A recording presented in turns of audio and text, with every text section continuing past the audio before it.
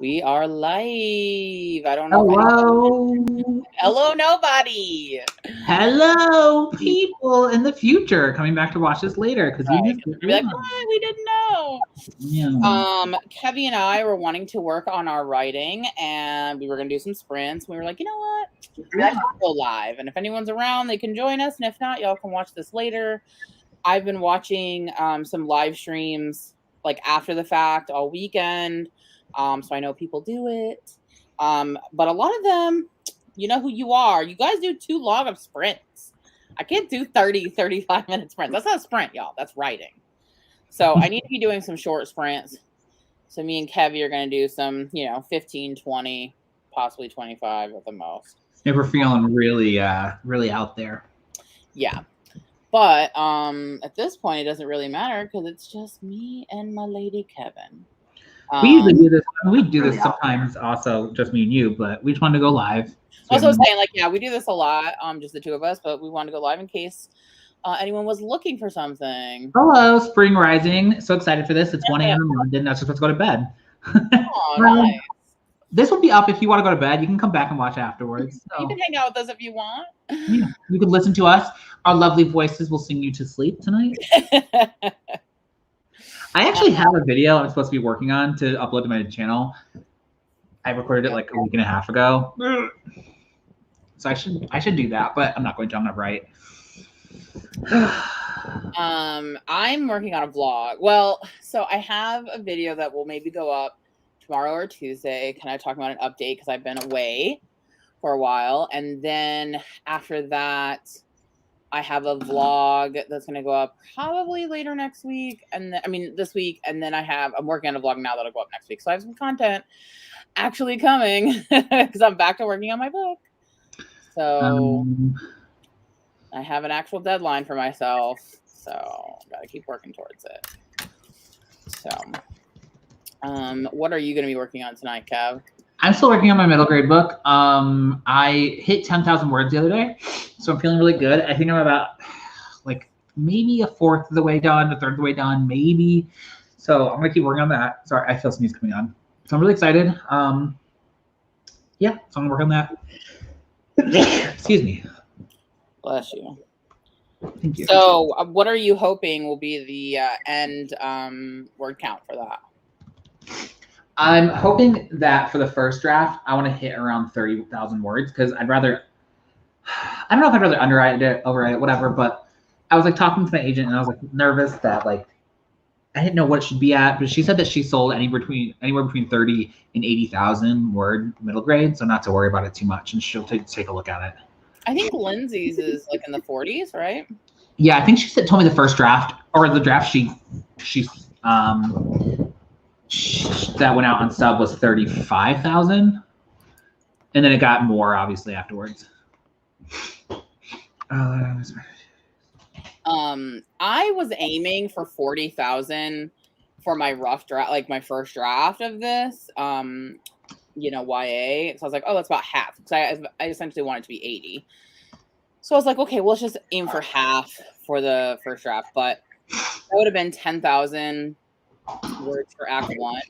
And I have 7 chapters, and I'm only on chapter 2, and I'm already at 7,000 words. Because I was wanting to underwrite, and clearly I'm not doing that. So, hi, Elaine. Hello, Elaine. Hello, Dolores. Everyone's like sleeping. It's only 8 p.m. here on the East Coast. It's 5 p.m. on the West Coast. Yeah. It is kind of late for a Sunday. Most people don't do any like live streams on Sunday nights because most people like have work in the morning. But it's Labor Day weekend, and those union workers, they labored for our ability to labor over our art tonight. So, and I actually took an extra day off, so I have Monday and Tuesday off. So I plan to get a lot of writing done. I want to get a lot done tonight. 7 for you. Oh yeah, because you're in Illinois, Elaine. Good old Illinois. Yeah, for those of you that are just kind of trickling in, Kevy and I were going to do some sprints together privately, and then we were like, you know what? Let's just jump on my channel for anyone else that might be around, wants to hang out. We haven't done a Thirsty Thursday in months. And so we figured people could join us or watch it later, because I don't feel like I feel like for a while there, everyone was live streaming like every day, all day. Like it was just nonstop live streams. Now I actually want to use them to help with like motivation and getting stuff done. They're like nowhere to be found. Or there's like people like Jessica with Peace and Love. Love you, Jess. You do like 30-minute sprints. I can't do a 30-minute sprint, girl. I can't. So that doesn't work for me.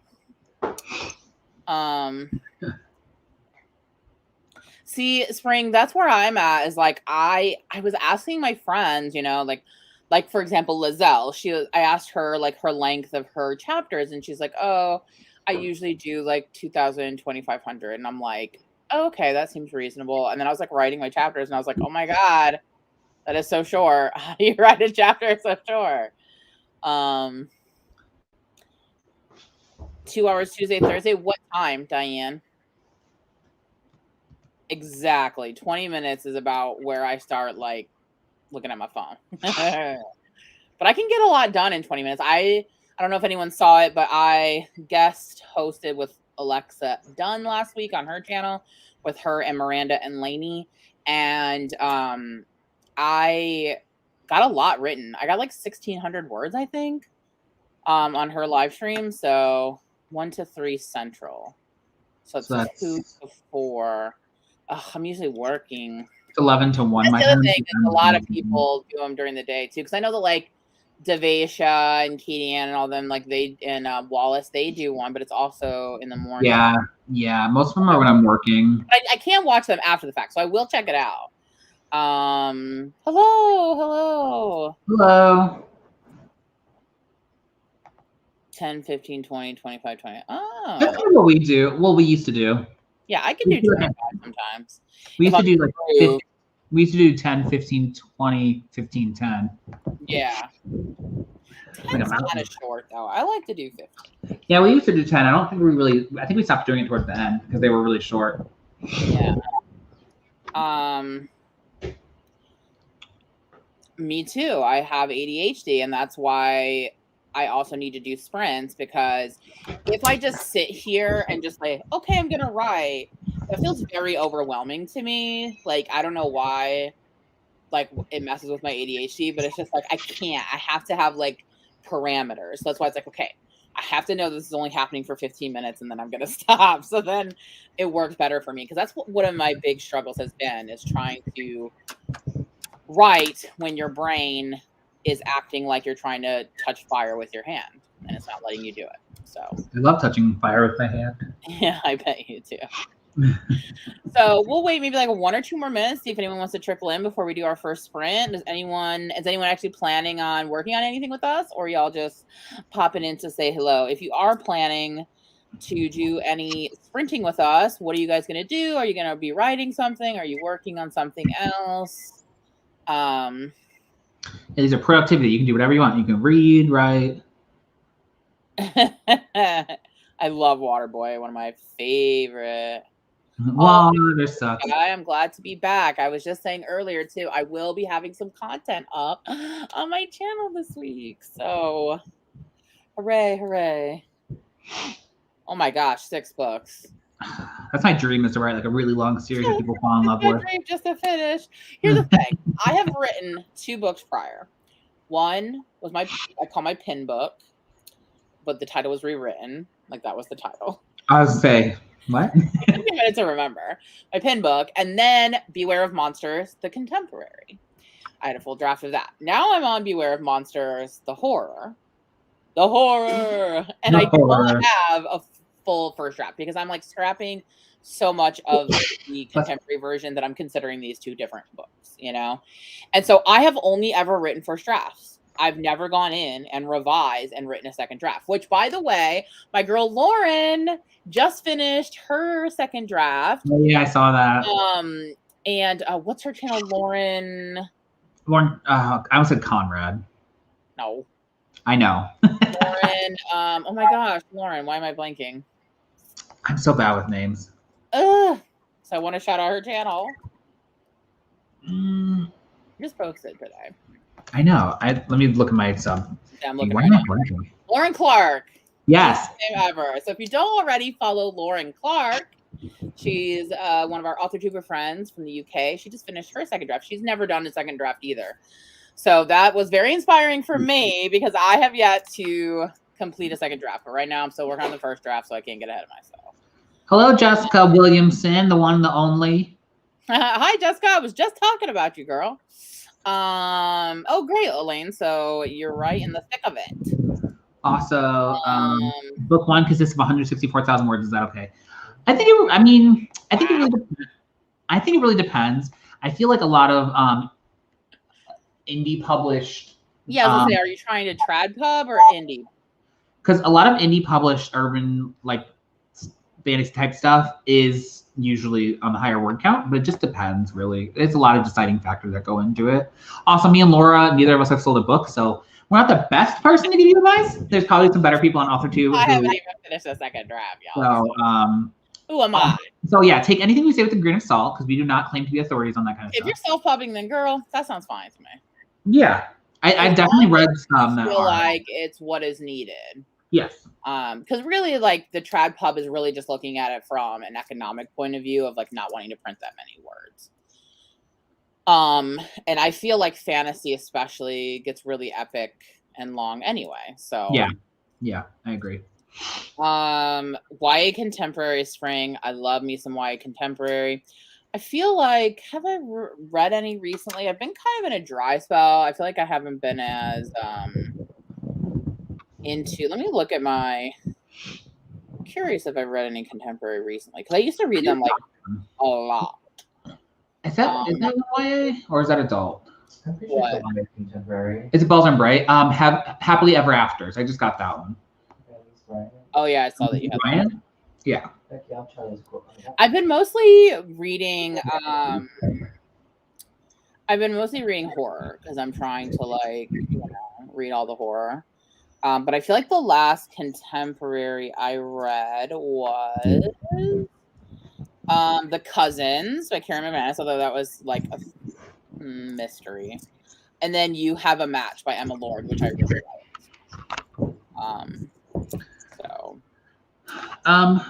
There are definitely hello, Kristen. There are definitely pros and cons to both self-pub and traditional pub. So yeah, I think it really just depends on which side you decide to go with. And I don't think there's one that's naturally better than the other. It just depends on like what kind of pros and cons you want. Yeah, it really just depends on what you want to get out of your experience. And there are just different things for different people. Different strokes for different folks. Yeah, I definitely could see like not wanting to give up some of your the creative the creative part of it. I understand that. For me, that is like something I really struggle with in life and I'm trying to get better at. And I feel like traditional publishing would help me learn to like let people that I don't always have all the answers, to let other people help me. And also like these people are experts, so I'd love to hear their feedback, so, but I totally get like not wanting to I actually have a book series idea that's a high fantasy that I don't know if I'll ever write just because if they were to try and tell me like, oh, this can only be 2 books, like I have this epic idea. And if I were told that I couldn't, I'd be really upset. So I'll probably never write them just for that reason. Yeah. Oh, thanks, Gray. Yeah. I was just telling everyone that I'm working on my draft currently. And I'll have a full video either up tomorrow or Tuesday, really kind of explaining what the heck I've been doing the last few months and where my progress is. But right now I am drafting Act 1. Jessica was just saying that like I haven't been able to catch as many live streams, and I've been watching them after the fact, and that I love you, but your sprints are too long, Jessica. Can't do 30 minutes. Laura can't pay attention for that long. No, I can't. But I love you. Peace and love. I watch all your stuff, even if it's not live. What Laura does is she'll do 20 minutes worth of the 30 minutes, and the last 10 minutes she'll just do whatever she wants. Yeah. That's how Laura watches sprints that are too long. Yeah, or I watch with 2 times speed, the 30 minutes, so they're 15 minutes sprints. Oh, that's smart. I didn't think about that. Yeah. I love a time traveler. I love the idea of a time traveler poking around in different novels. I follow a couple of supposed time travelers on TikTok, and I'm always waiting. They're always always predict stuff that doesn't come true. So one of these days, I'm waiting for someone to be right. There's supposed to be like a Category 6 hurricane that's supposed to hit South Carolina on September 6th. I don't think that's happening, Mr. Time Traveler. So I'm gonna have to unfollow you. Category 6? Yeah, it's gonna be the first on record, is what they said. But a lot of time travelers on TikTok tried to say that Trump was going to get reelected, and that didn't happen. So, well, he still has the next one. My Dark Vanessa. I have not read that, but that's about essay, right?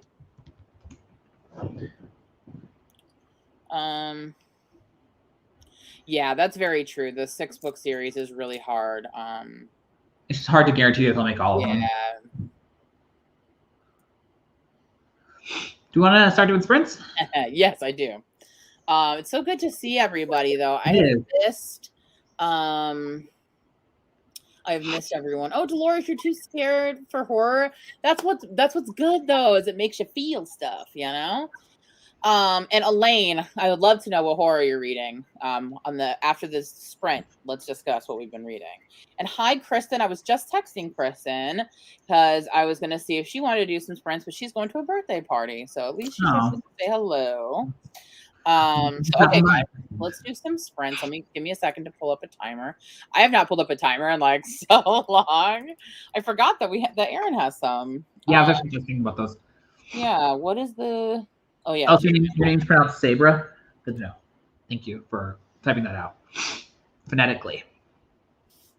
Yeah, no, I always default to the opposite. Like poor her, she does it every time. She tells us every time how to say it, and then every time I'm like, wait, I'd have to remember that it's the opposite of how I say the hummus.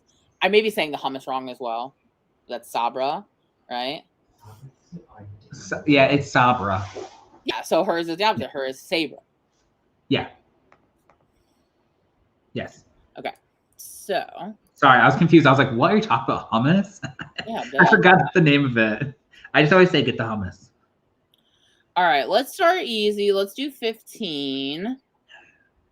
And let's do a doggy party time one. So let me share.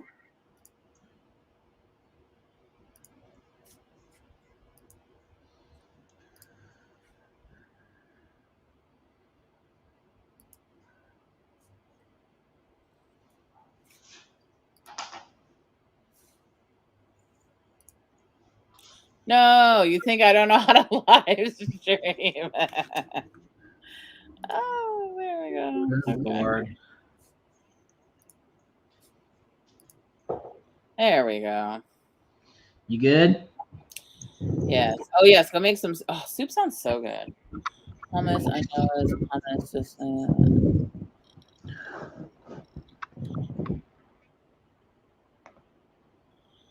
what did they do, Jessica? Save that thought. We'll do some sprints. Jessica, I want you to tell me what you're talking about with Susan Dennard. Elaine, I want to know what horror you've been reading. Also, I want to know what y'all have been watching lately, because I've been watching some stuff that I want to talk about. So that's what we'll Spring Rising, I want to know what kind of soup you're making. I want to know everything. Yes. Oh, and the soup. I'm here for the soup content. So, all right. We're going to do a 15-minute sprint, and then we will talk. I was like, how do I mute myself? I forgot. Okay, I figured it out. Girl, I'm telling you, I can't remember anything. I'm trying to click play on the timer on the wrong screen. So, all right. Ready, and go.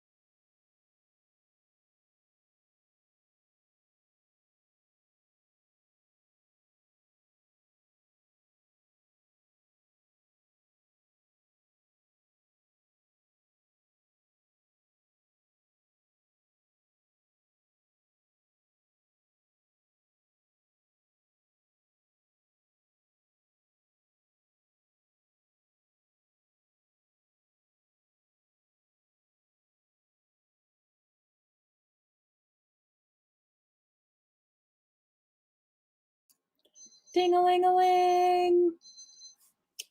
Ding-a-ling-a-ling. It's been a minute since that. What? So it's been a minute since I've heard that. Oh, you heard my ding-a-ling. Let's see here. When I was on Alexa's live stream, I had to put on my headphones because there was like feedback. Are you hearing that? Is anyone hearing that? No. Okay, let me know. How'd everybody do?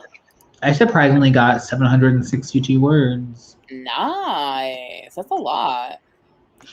I'm feeling good too. What? I'm feeling good about it too. Oh, nice. I got 573. And I just finished the scene I was on. So next sprint, I'll need to take a few minutes to kind of think where the next scene is going. So I probably won't get as many words, but still. Okay, if it gets scene. If the feedback gets worse, let me know and I'll put on headphones. But can anybody hear it? Can someone hear it? Jessica said there's a smidge. That's weird. I don't hear it.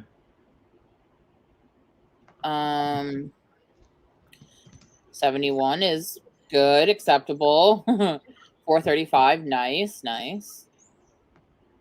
Laura, that is painful. I am sorry that happened to you. What happened? I'm trying to find the right chat. Oh, here you go. Her nail broke back to the foot.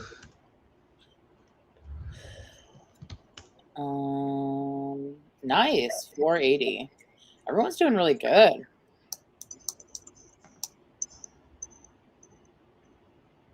Okay. Well, if it gets worse, I will definitely put on the headphones because I know that helps. There's like a fly in here. It's driving me nuts. We had one, and Alfalfa finally caught it and ate it. It was really gross.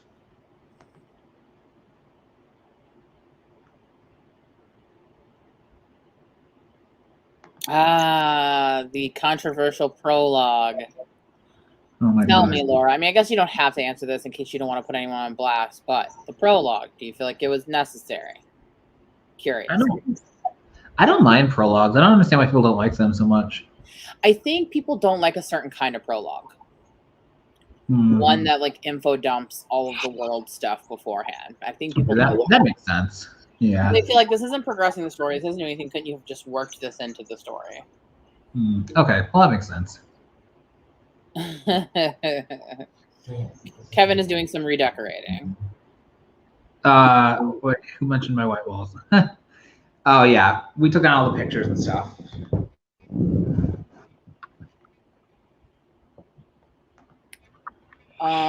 So yeah, so I don't know. I gotta figure out my next scene. I'm like writing a chapter that like I know things have to happen, but I'm also like not sure what the point is yet. Like I just know things need to happen in this, so future Laura can figure that out. Yeah, don't just make like if it's something you. I don't know. I always say just make notes and come back to it. Yeah, Laura, that is the kind of prologue that I appreciate when there is something that happened in a character's past that influences the current. I like when there's a prologue that shows it. That's kind of what my book is doing. I've gone back and forth about how much time passes between the first chapter and the rest of the book. Right now I've settled on just like 6 weeks. But I originally had it be like years. So still not sure on it. Nice. Did you say it was a vegetable soup? Someone said they were making Irish stew, and someone said they were making vegetable stew. I don't remember which one it was. I think Spring Rising said they were making the vegetable stew. Yeah. Jessica, you read prologues that give away the plot twist? I think it'd be interesting if they hinted at it without giving it away, because then you could, like, when it comes back to it later, you'd be like, oh yeah, that's that seedling that they planted, and then, you know what I mean? But if they give it away, that's weird. That is weird. I don't know. Elaine's making the Irish stew. Okay. Irish stew. You know, I love Irish stew. And then when we were in Ireland, we ordered it from a restaurant. And, you know, it's always different where it's like from.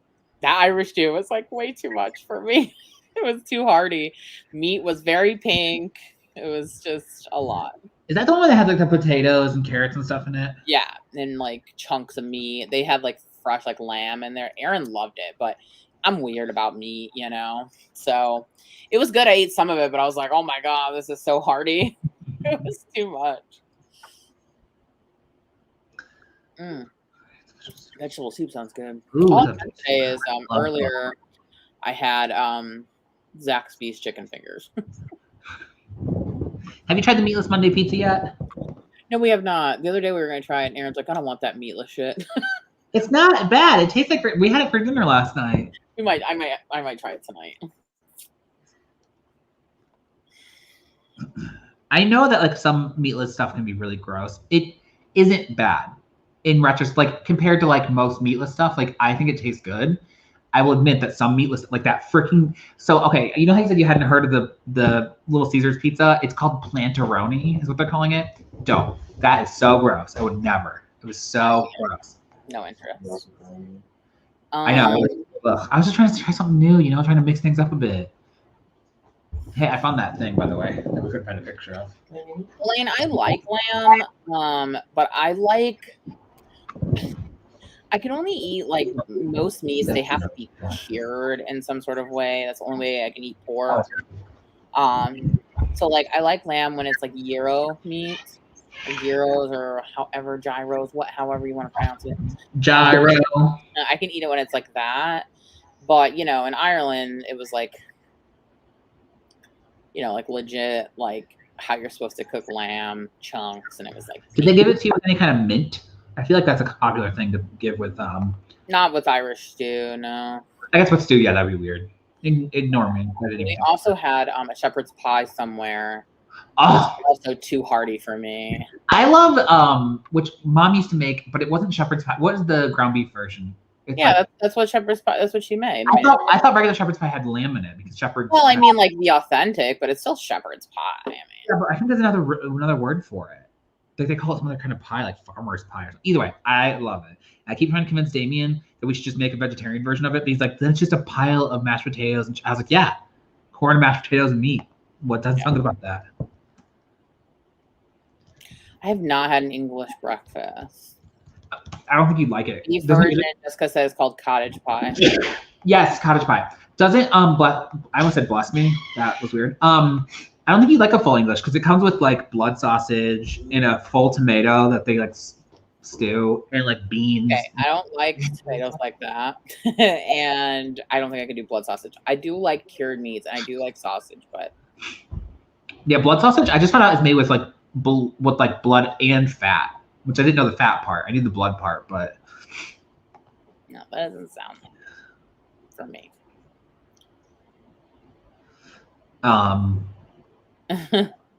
I wish I could.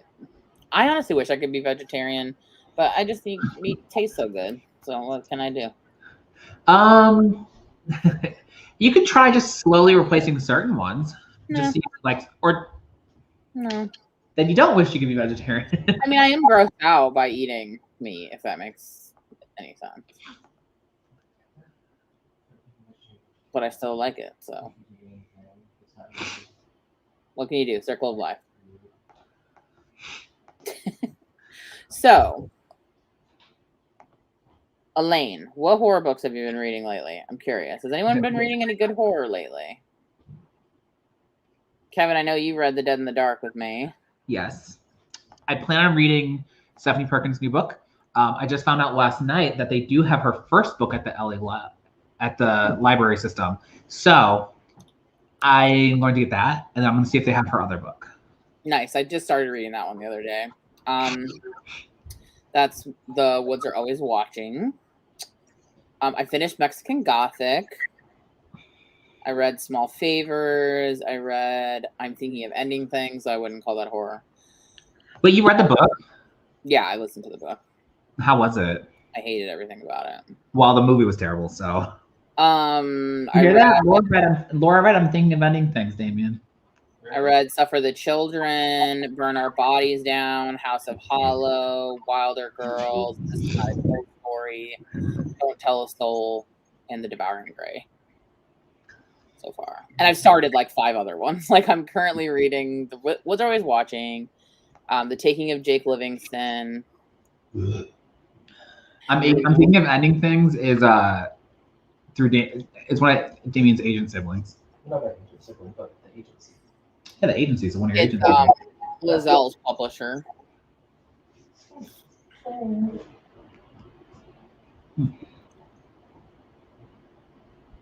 Yeah, same with me, Elaine. So many.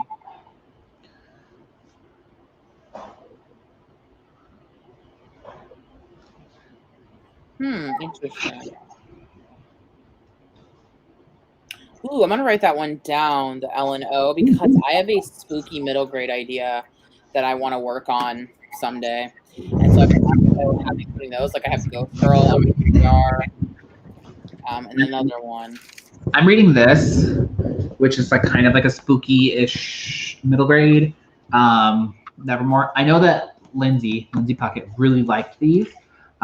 So it makes me feel a lot of things. I hate her family so much. So they're really horrible.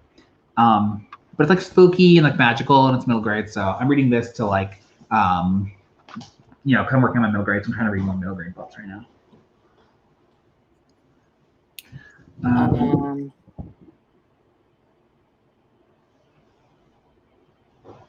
That's how I feel, Juanita. She said, I want to start a YouTube channel with writing and reading as well as art being the subject. Any advice? I'm scared of people I know judging me. Don't tell the people you know in real life that you do. A lot of people don't. I don't think I tell people in real life except for like my real life, like, I mean, it doesn't ever come up, you know what I mean? Like, so unless you're like specifically like talking about it in real life, like I don't see how it would come up that they would find out. And even if you are afraid of them judging you, I feel like if people would judge you for having a YouTube channel, you should really like reevaluate if those are the kind of people you want to have in your life. Because like, who cares if you have a YouTube channel? You know, like do it makes you happy. If it'll make you happy, do it. And if the people in your life are going to judge you for that, then maybe they're not worth having in your life. Because people shouldn't judge you for doing the things that you enjoy doing. I have not watched Clickbait yet, but Lizelle started watching it and told me that she thought I would like it. So it is on my list.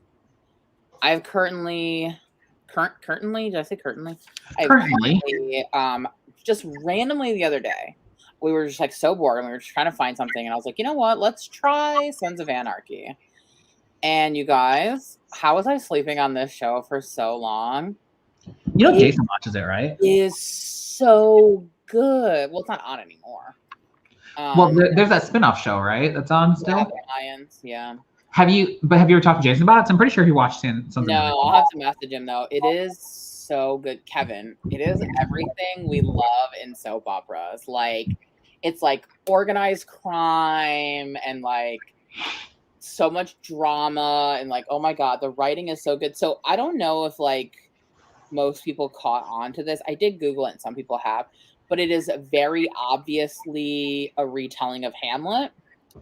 So it's so good in how it connects with Hamlet. Like, it's chef's kiss. It's so good. So if you have not watched Sons of Anarchy, I highly recommend, even if that's not typically the kind of show you would watch, because it's not typically the kind of show that I would watch either. But the writing is so good. Yeah, you should text Jason about it, because I'm pretty sure he's watched all the seasons. I will, for sure. The Lost Village I have on my TBR. Girls in the Garden, I haven't heard of that one. Mexican Gothic is an interesting one because I loved what new stuff they brought to the like haunted house trope.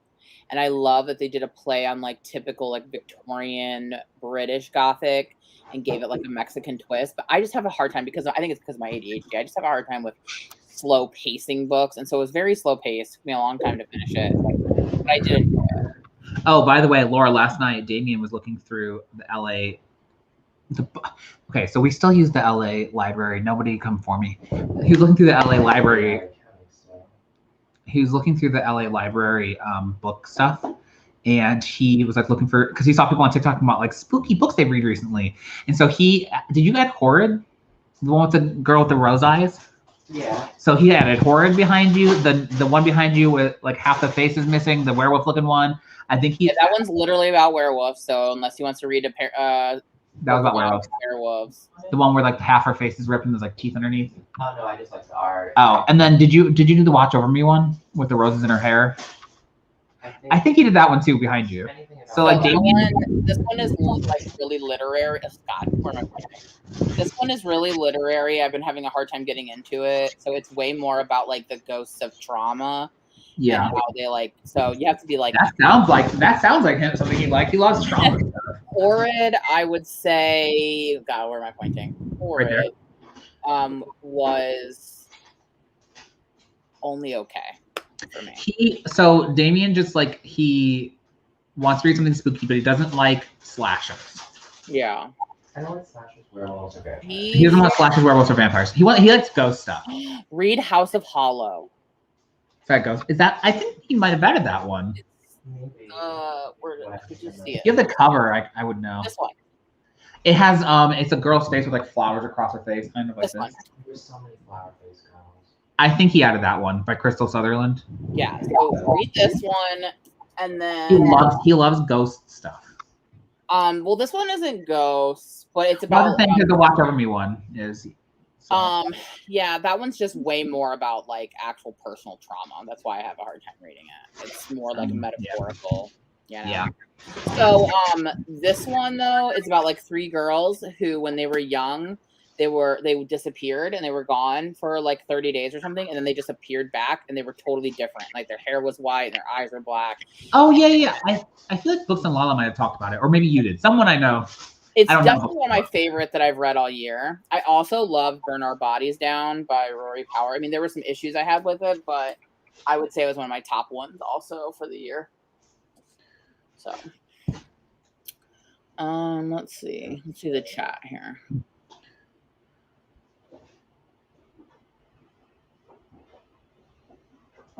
I just don't share my YouTube stuff with my family because it's just not stuff that they're interested in. Yeah, I mean, I like Laura. Like when I was posting on my toy channel, which I haven't in a while, I would share that with my family because my family are all toy collectors.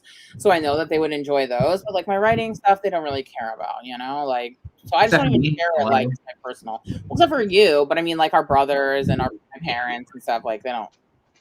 They want the highlights. They don't care about the every minute to everything. Like our parents want to know if we sold a book, but they don't care to watch our YouTube channels. Egyptian horror paranormal series on Netflix called Paranormal. I'll have to look into that. I've not heard of that. It sounds good. I got an idea for a cult story the other day. I told Kevin about it. That maybe someday I'll write. Hopefully soon. So, Magic Curiosity. Laura started a YouTube first, and then I started an Authortube first. Kind of. Well, I started after her, and I switched to Authortube, and then she made an Authortube channel. But Laura started YouTube first. Yeah, I started a YouTube channel, and then Kevin started his channel of just being regular stuff first. And we both just had like personal channels. And then Kevin switched his channel to Authortube, and then I started a second channel of Authortube. So I still have my personal channel that I don't post anything on right now. I've considered it, but I go through waves of mental health where I don't have the mental energy to be on. And that's sometimes I disappear. So, you know, that's what happens. I want to read her other work, Jessica. I really like Crystal's book, and I would definitely read more. Hi, Chandra. Hello.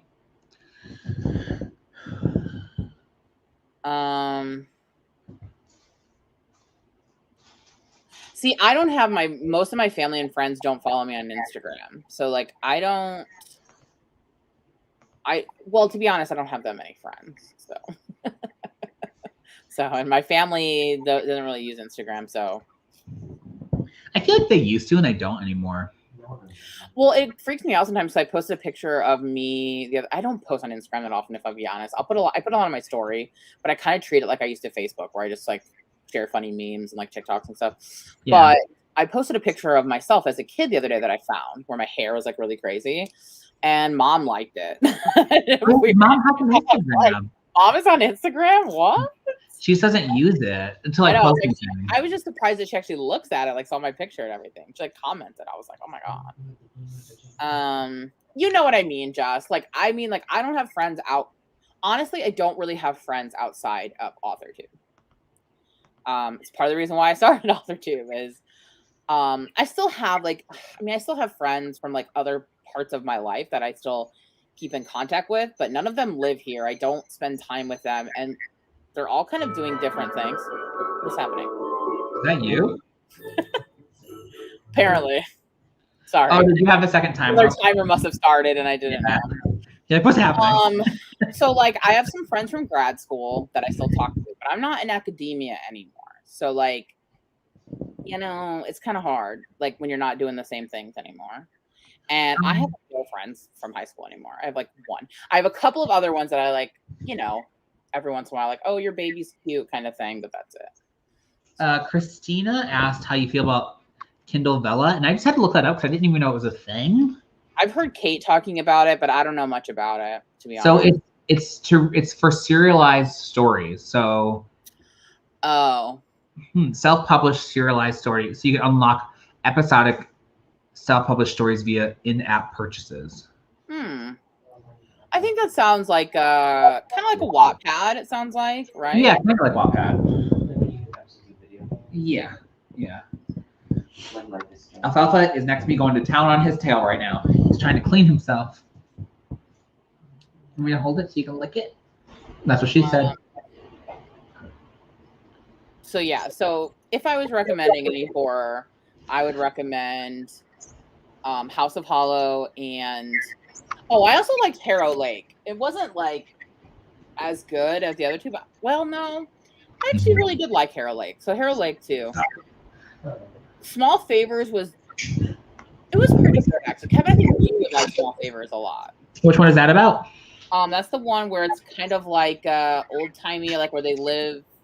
Yes. Okay. Kind of like it reminds me a lot of Fear Street 1666. Yeah, so you said it and it immediately unlocked in my head. So I will definitely, yes. Magic Curiosity, how do you write anonymously? Because I would like to get into erotic novel writing.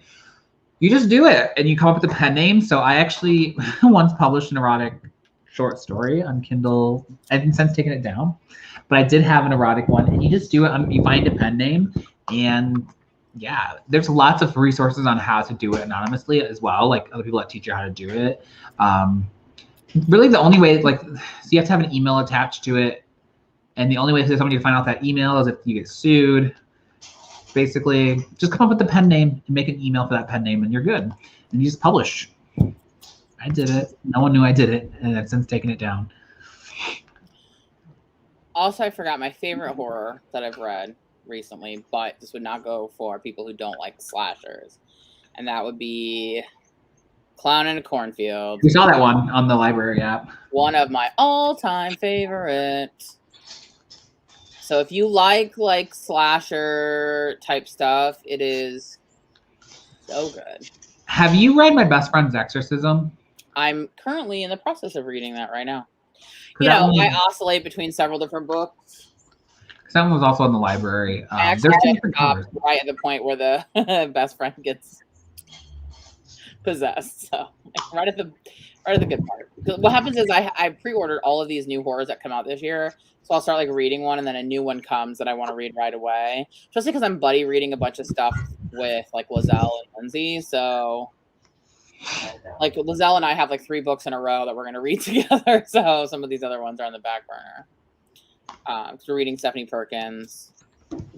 And then coming out after that I think we're reading together. Let me look real quick. Then we should do another sprint. Yes. Dark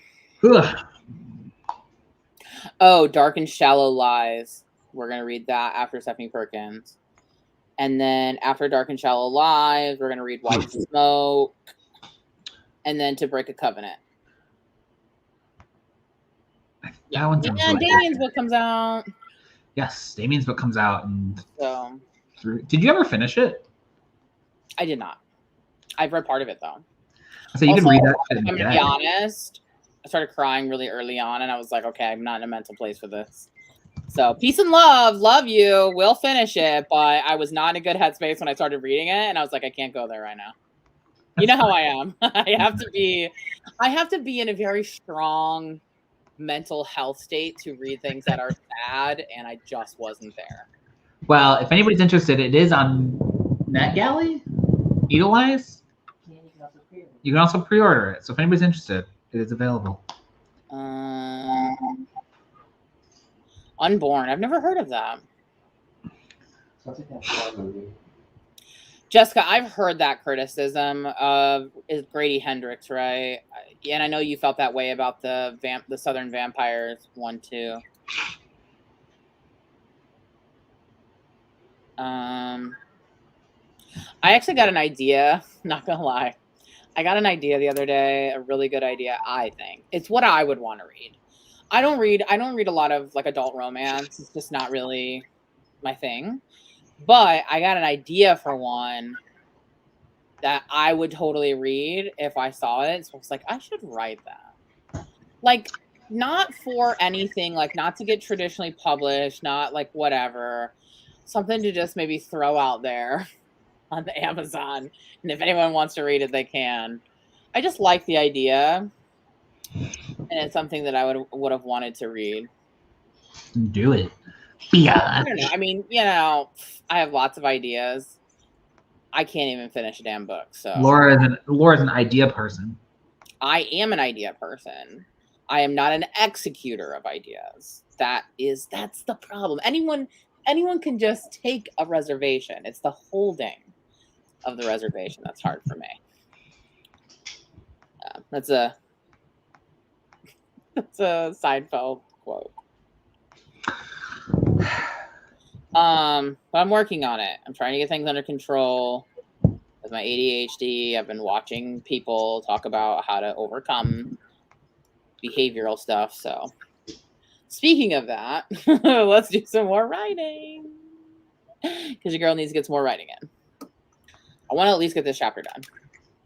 Really quick, Jessica said it's for sure on NetGalley. Okay, Jessica, then why haven't you requested and read it? Because she probably pre-ordered it. Yeah, I mean, it's also up for pre-order, so. Stop moving around so much. Sounds like you're sitting on a balloon. I am. Wrong place on the internet to be sitting on a balloon, Kevin. I'm sorry, it's my knees hurt. I don't have a desk right now. Oh, you weren't approved. How rude. They said no to Jessica. They said no, thank you. Oh my god, just immediately? She said she got denied the request. That's so weird. She has 15 other arcs to read right now anyway, so she's too busy for you. She's doing just fine without your book. Yeah, Damien. He doesn't, for the record, Damien does not approve and deny those. Okay, I'm going to pull up a timer. We're going to do 20 minutes because I'm going to need about 5 minutes to think through my scene before I start writing. So.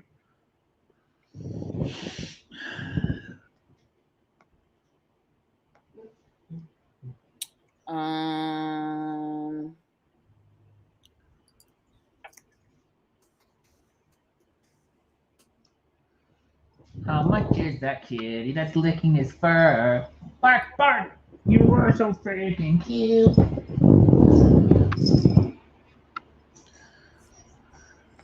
All right, we're going to use the 20-minute timer Aaron made for Camp Nano, which was the last time I wrote back in April. Oh, it's still pending, Jessica said, so it wasn't denied. Just reply and be like, excuse me, I know him personally. I know him personally.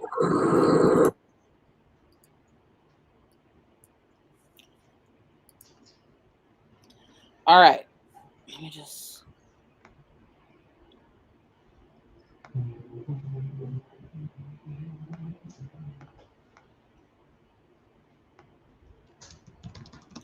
Okay, are we ready to do a 20 minutes rant?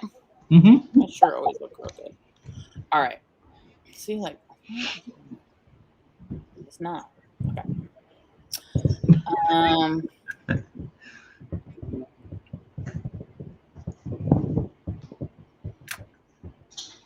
Are you okay? I was reading the chat real quick. I love Tales from the Crypt, dude. So good. All right. All right, we're going to do a 20-minute sprint starting meow.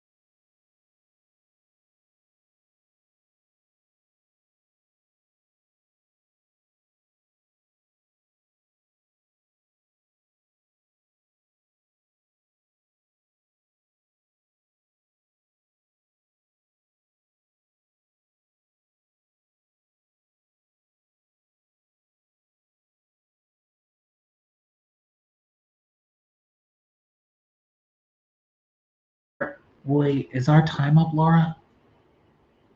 It started a new timer. Oh, is the timer up? I didn't even notice, but it looks like a new timer started. Sorry, guys. I was right in the middle of writing something. I just happened to look up and I was like, wait a second. Yeah, so that is up. I am like struggling so bad with this scene because like I know it needs to happen, but like I'm not sure exactly what needs to happen in it, but I want to get something, you know, there, like a placeholder to work with. So I don't know. It's I did 434 words, so it's decent. I'm trying to figure out how many I did. I mean, 431 is still something. Yeah, but I'm just saying, like, I don't really know where I'm going with this, you know? Yeah. So I did 563. I did not write the whole time. I didn't either because I was thinking.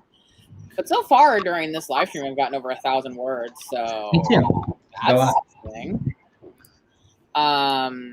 Yeah, because I started out at like 7,000, I think 29, and right now I'm at 8,036. So Nice. hoping, probably not. I mean, definitely not on this live stream, but I'm hoping to maybe get to 10K tonight. So, Wait, what is your total at? 8,026. So I don't know if I'll get to that, but that would be nice if I could. What everybody else do? Let's see where are we at in the chat. I don't know 13 Ghosts. Is that a book? Is that a movie? No, you've seen 13 Ghosts. You've seen 13 Ghosts. I don't think I have. Yes, you have. Yes, you have. There's no way you haven't seen 13 Ghosts, Laura. Are you kidding me? No, look it up. Look it up. Look it up right now. There's no way. It has Matthew Lillard in it. No, for real. You've never seen 13 Ghosts. No, I don't think That's actually very, very, very, very shocking to me. It's such a good movie. Well, I'll add it to my list. I have a list of horror movies that everyone has said is good that I have not seen. It has Shannon Elizabeth in it. Who? She was in American Pie, Jay and Silent Bob films. She was in Love Actually, apparently. So this is what I have on my horror movies I need to watch that I haven't seen that everyone says I have to. Fun and Games, Ready or Not, The Collector, Intruders, Don't Breathe, Creep, Red Eye, The Hunt, Would You Rather, Eden Lake, The Strangers, The Descent, Vincent Price's House of Wax. I've seen House of a Thousand Corpses, but it was like 20 years ago when it first came out. I need to rewatch it. Silent Hill, Pan's Labyrinth, The Shape of Water. Now I'm adding 13 Ghosts. Okay, so yes, the guy from Monk is in 13 Ghosts. He's the main character. Also, you know who else is in it? Miss Honey from Matilda. I don't remember who that is either from Matilda.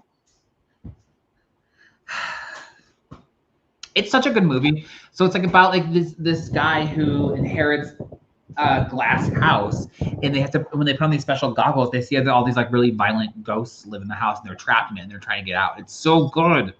As Above, So Below was actually way better than I thought it was going to be. I have not seen that yet. That's one of the Paris catacombs, right? Yeah, it's freaky. I've been in the Paris catacombs. Well, I don't want to because of that. So yeah, Damien said I don't want to because of that movie. It's honestly the worst part of the catacombs is you spend like a good hour and a half walking at down a ramp to get deep enough to like see where the catacombs are, and then after you see the catacombs, you take a straight flight of stairs up after you spent like an hour slowly descending. Yeah, I told Damien about that. Yeah, it is the most horrible flight of stairs I've ever gone on in my whole life because it's like cut into the earth. So you literally, and I'm a big girl, so it's literally like just big enough for my fat body to get through like a tube. And whoever's in front of you, their butt is in your face, your butt's in somebody else's face. It's like the steepest, and it's a spiral. It was horrible. At the top, they have a defibrillator for people. I literally fell on the ground. I was gasping. It was horrible. I have not seen Gothica. I've seen Gattaca. That's a good movie. Also, side note, one of my favorite movies, horror movies of all time, are the Sinister movies. And I just saw an article the other day from some site, I forget, but they did a thing of like what is considered like the scariest horror movies, and Sinister got #1. Have you seen those yet, Kev? The Sinister movies? No, I'm actually nervous. Oh my god, you and Damien need to watch them. You know me though, I get scared. I actually get scared very easily, so it starts You will with that, die. freaks me out. You will have a heart attack and die. It's so scary. But it's got Ethan Hawke in it, so there is. What? I didn't think they were that scary. Oh, Damien's seen them apparently. The Sinister movies? Oh, they're so good. So freaky. Yeah. Yes, Jessica, it would, but tell that to the French.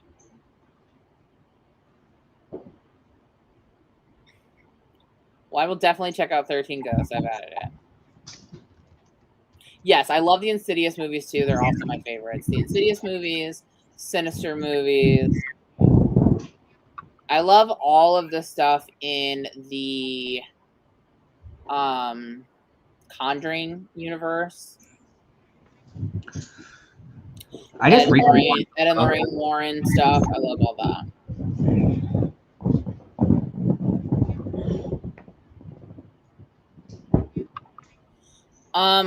For me, I get really freaked out by freaky voices and freaky music.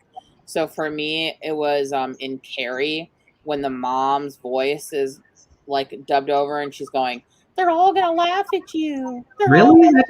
Really? Freaked me out, dude. Like literally, like into high school, that stuff would freak me out. Of course, love Poltergeist, and we rewatched them maybe like 2 years ago because Aaron and I do 31 Days of Halloween every year, where we watch a movie every day for the month of October, a horror movie. So we rewatched all the Poltergeists, I would say about 2 years ago, and they still hold up. They're really good, although stupidly racist.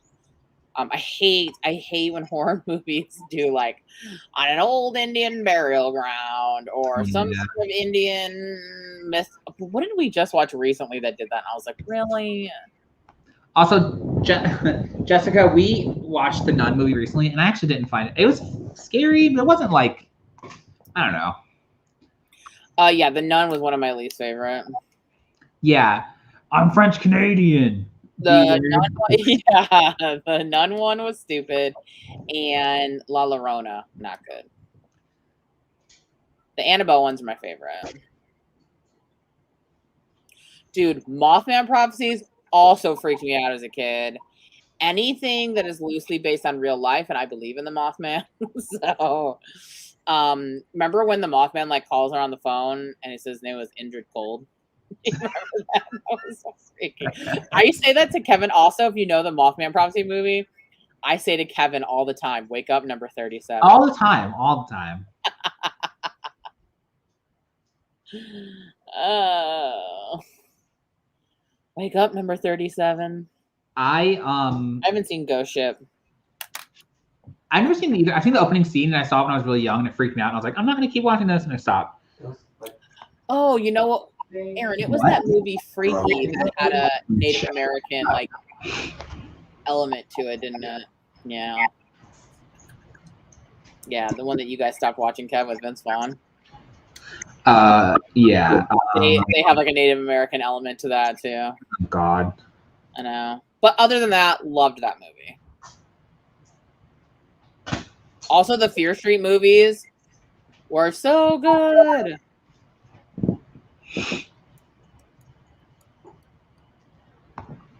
And I'm also really excited because Stephanie Perkins' book, There's Someone Inside Your House, comes out October 3rd or 6th on Netflix. So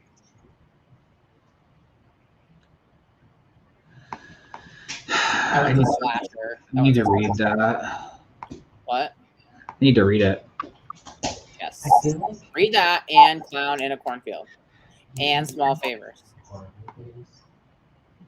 using other cultures and disabilities are two of the things that I hate. Well, when me and Laura read that horror, How to Write a Horror book, it said to mine other cultures for interesting horror things.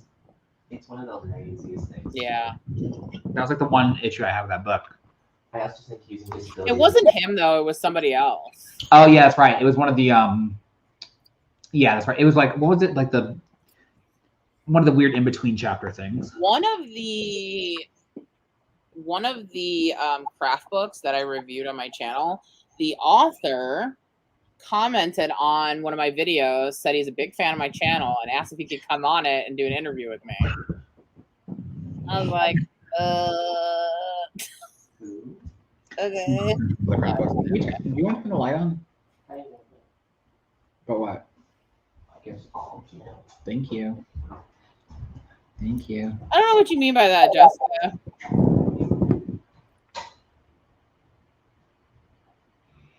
I mean, it's where people lived. It's like essentially how Scream was too. Where are they supposed to go? What are they supposed to do? It's their house. It's where they live.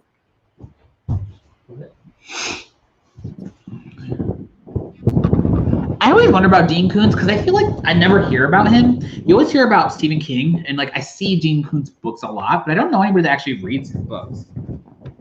Yeah, I don't know. I agree, Spring, but they are going to do more movies. They're doing more Fear Street movies, so they will focus on some of the other ones. Really? I didn't know that. Yeah. Interesting. Because the first three were really, really popular, and they have, like, there's multiple killers over the years, you know? Yeah. So they're going to do spin-offs of some of the other killers, like their stories.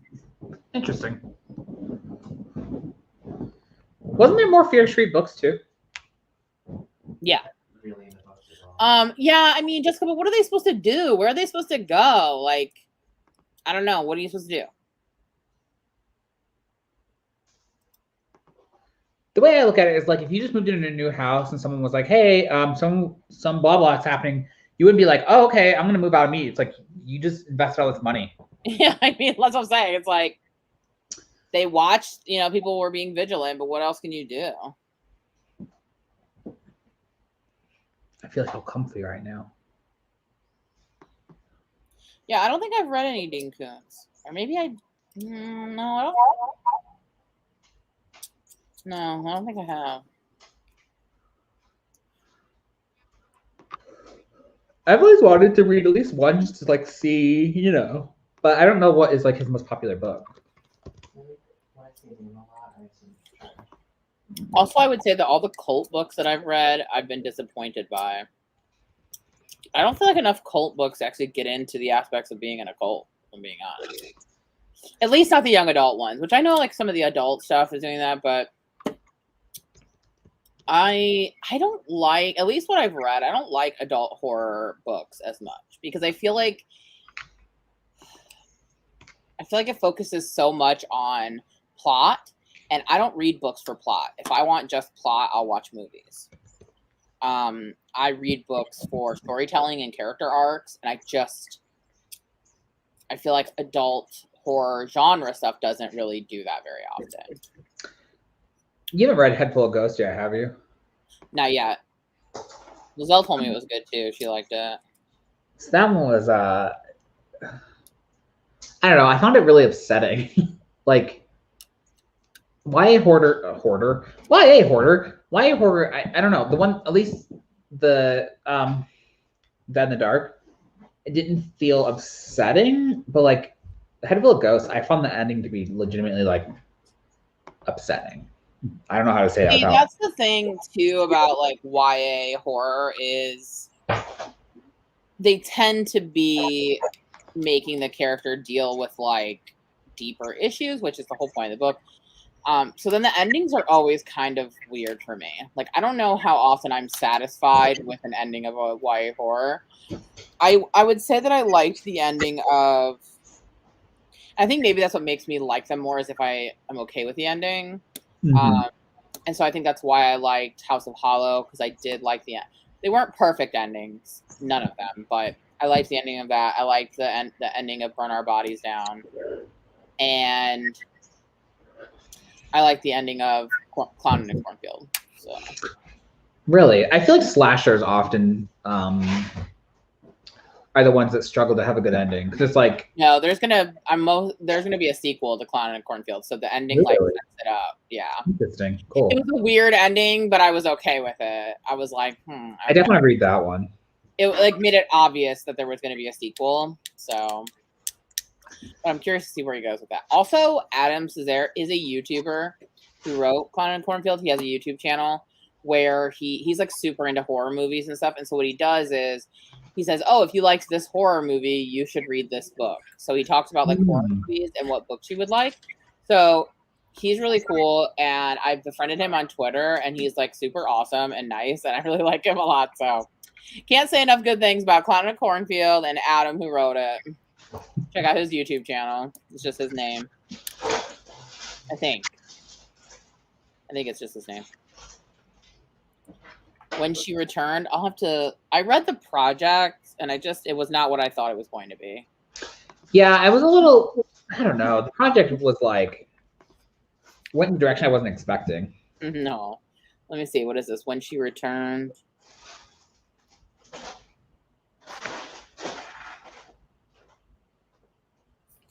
Also, I feel like I want a cult, like I want like a satanic panic book, like a satanic cult, demon cult. Isn't that what My Best Friend's Exorcism is? I don't know. I haven't gotten that far yet.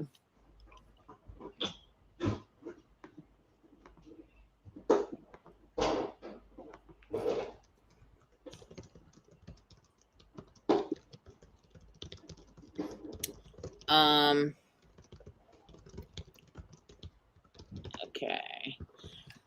Oh, are we ready for another sprint?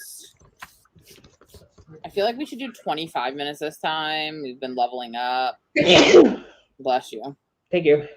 It's like when you do like a running, right? Where it's like, oh, now we're at the steep hill. We're at the steepest hill. And then we're going to start coming back down. Yes, Elaine, right? Like all this cult stuff is just like, I don't know, like weird religious stuff. I don't want religious stuff. I want yeah. Like I don't want no Scientology alien stuff. I want like Satanist, devil worshipping. I want that kind. Right, Jessica. I have so many book ideas. I just can't. I should like create a packaging company. You know how like they have like packagers for IP, and I'll just come up with all the concepts, and then I'll be like, "Here, write it. Give me a small cut."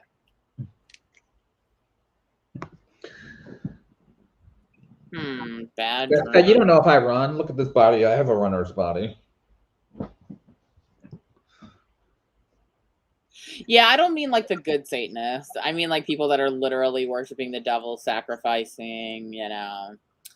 Or someone who's like worshiping a good demon, you know? They kind of did that in what's the show? With Archie? Riverdale? Riverdale. They did that in one of the seasons. I stopped watching after the second season. I want to go back and watch it eventually. It was the third season. Isn't that was the cult stuff? Yeah, some demon worshipping cult stuff. I like that stuff though. So,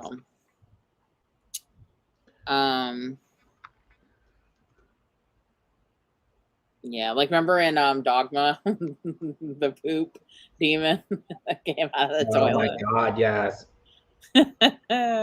Yeah. All right, we're gonna do our longest sprint of the evening. We're gonna do 25 minutes. Hopefully, I'll be able to finish this chapter. I'm like right at the end because I don't really know what I need to happen in it anyway. So I'm just gonna wrap it up and move to the next chapter. I just want to get 270 words because then I'll be at 12,000 words. You'll be at what? 12,000. Oh. Oh. I wanted to get chapters 2 and 3 done tonight. I don't know if that's gonna happen now. So I at least want to get chapter 2. So We Summon the Darkness. Yeah, I did not care for that. Did not care for that at all. It was stupid. I know you liked it though, Jeff. I did not. Did not like that.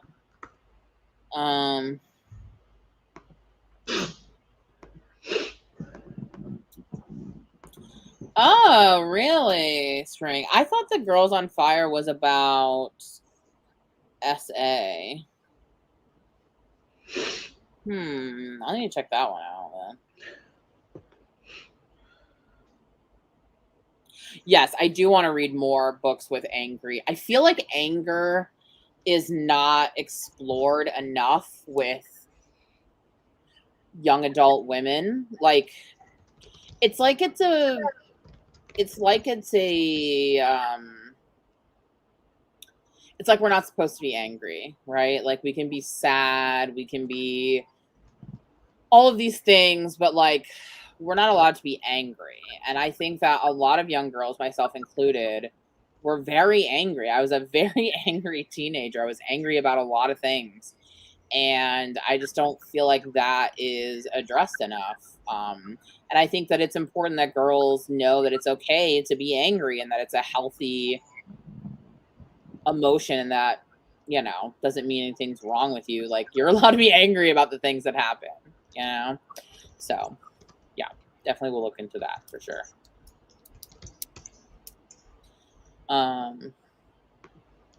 Okay, let me pull up a timer.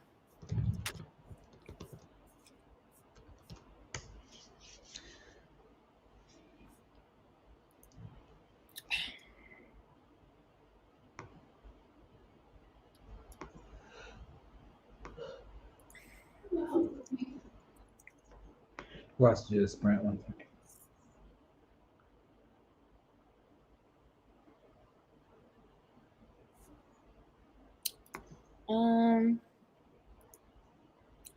I don't think we have a 25-minute one. I think Camille does though, right? I believe so.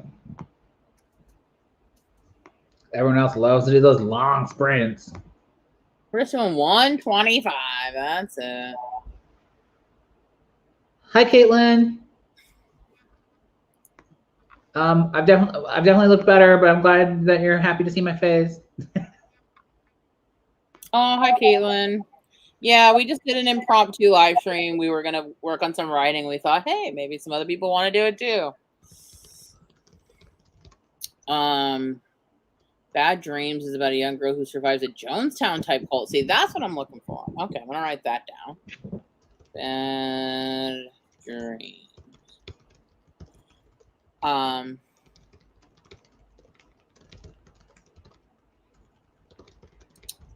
Okay, so 25-minute. We got Camille's cute little fall. This is the last weekend of summer, you guys. You only have till through tomorrow to burn those summer candles, and then it's Wait, really? Yeah. Labor Day is always the end of summer, not like the freaking solstice or whatever, but it is the unofficial end of summer. So I told Aaron, I was like, all right, let's burn all the summer candles we can, because starting on Tuesday, it's fall candles only in this house. And we're going to put up, this year we're putting up a Halloween tree. So I'm excited for that. Yeah. What? Has she ever had a Halloween tree? Davey wants to know if you've ever had a Halloween tree. I said no. Oh, wait, what is Halloween tree? The Halloween tree. Is that a book? Yeah, by that one guy. He wants to know if you've ever read the book, The Halloween Tree. No, I have not. No. It's like about Halloween through different cultures. It's about Halloween through different cultures. It's like a spooky kid story. It's a spooky kid story. Oh, that sounds cute. Yeah, we're gonna get like a black tree. It's Ray Bradbury. Decorations on it. Oh, it's a Ray Bradbury book? Yeah. Hanna-Barbera made an animated version of it at some point. Oh. It's like that. Oh, it's a Ray Bradbury book.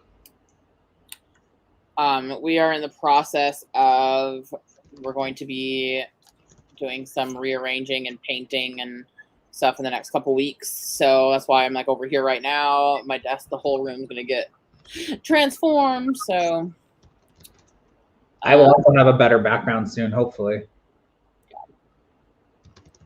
All right.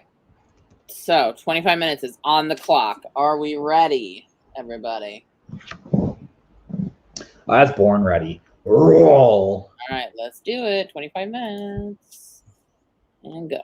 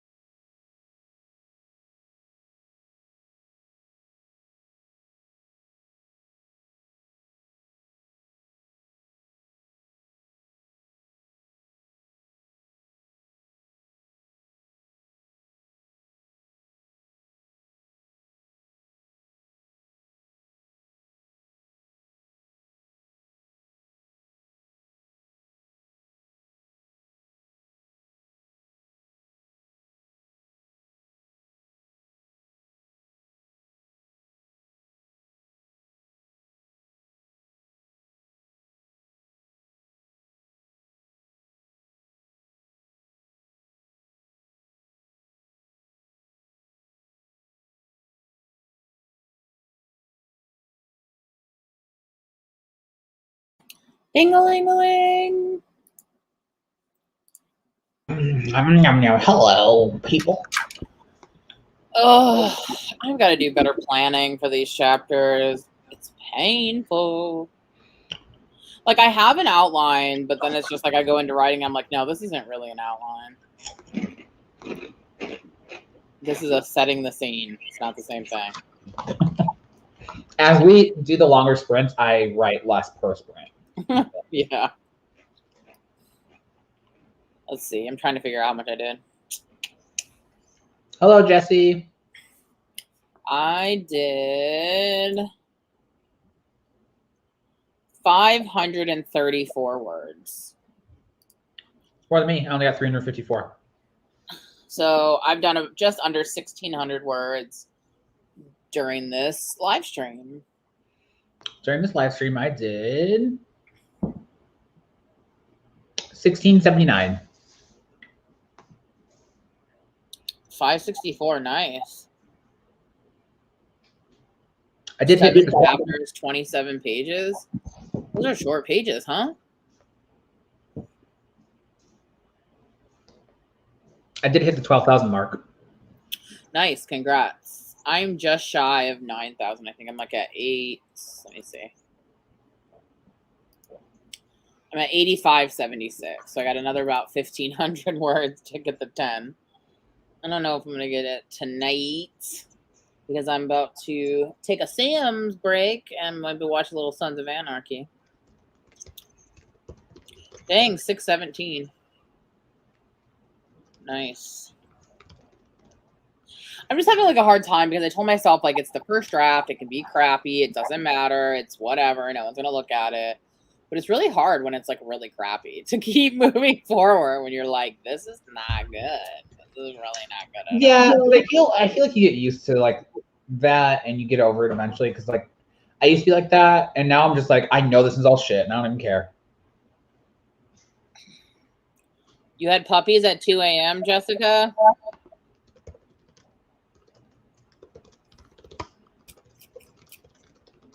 Right? It's like really hard. It's like, I know I need to because I'm better at revising than drafting.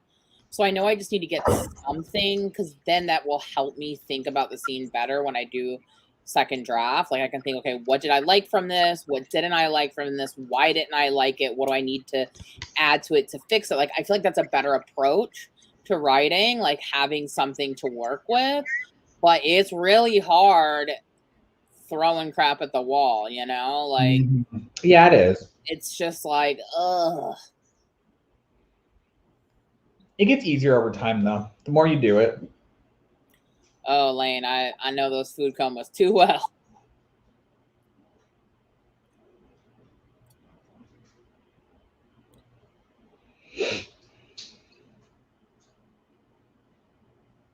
Dang.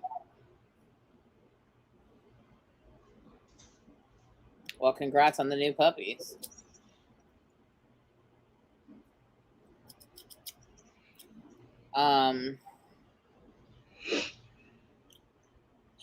Yeah, I don't know. I pretty much hate everything that I'm doing. It's like, why is what's in my brain not what's coming out? Jeez. All the babies. Yeah.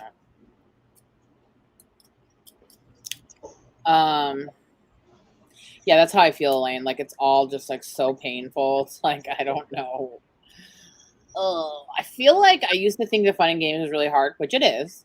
But I'm also realizing that Act 1 is also really hard. So it's just hard in general. Yeah. Well, because Act 1 is supposed to be, like, setting up the world. Like, how is she living? Why is it not good? Like, what's happening? It's like, but how do you do that and make it interesting? And also, like, the scenes matter. Yeah. You know? Yeah. Same, Spring. It's like I want to be at the revising stage because I just feel like that will be so much better. But getting there is so painful. It is so painful. So I'm just like, I don't know what I'm doing. I don't know what I'm writing. But eventually, but it's, I don't know. I think it's, I'm always on the crew that it's easier for me to edit than it is to write a first draft. I would rather go back and edit it. I say that because I hate drafting. But then when I start editing, I'm like, I hate editing. So I don't know. Maybe I'm the wrong person to ask. You just hate writing. Here's the thing: is somebody? Oh, okay. So Damien recently did a live with Shannon Hale, and she said that like she loves writing, but she hates it. Yeah. Like it's hard, and it's always hard. But like that doesn't mean you can't. Doesn't mean you can't love something that's hard. And I was like, yes, girl, you're speaking. You're speaking to me. Kevin,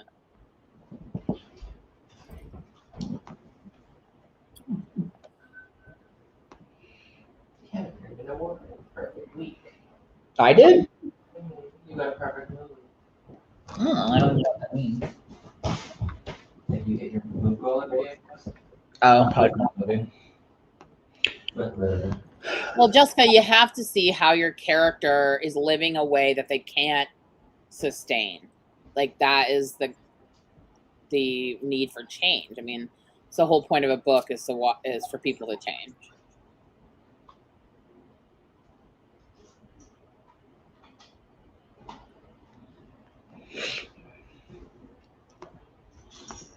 Yeah, I feel like my problem with Act 1 stuff is that, like, it all seems pointless.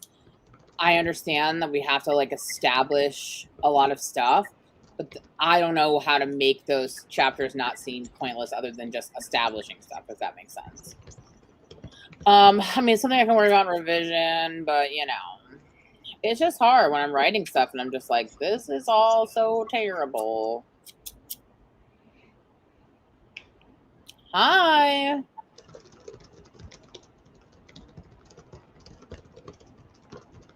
Yeah, that's what I'm doing, Emily. I'm just like making a list. I'm like, well, I don't like this. And figure out what's the point of this. Why did I include this?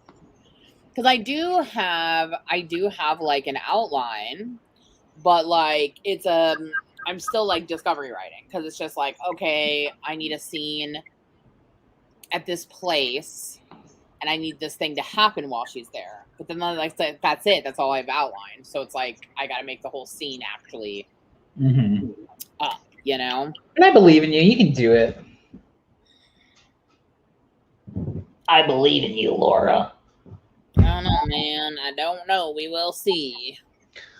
Yes, yes, we will. Ugh. My goal is to have this whole draft done by the end of November, which is a long time, but it takes me a long time. So that's just the realistic. But I feel like you're actually making really good progress. You know, you might not think you are, but you're actually making pretty good progress, all things considered. Especially considering most of the time you struggle. No offense, you know, you sometimes struggle to even get, you know, anything on page.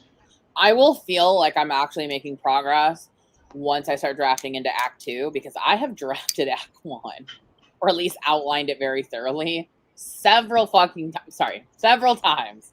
And it's always when I hit Act 2 when I'm like, oh, this is not working. I got to go back. So I'm trying not to let myself do that this time and just be like, it doesn't matter if the first act's not working. We're moving forward. We're writing Act 2.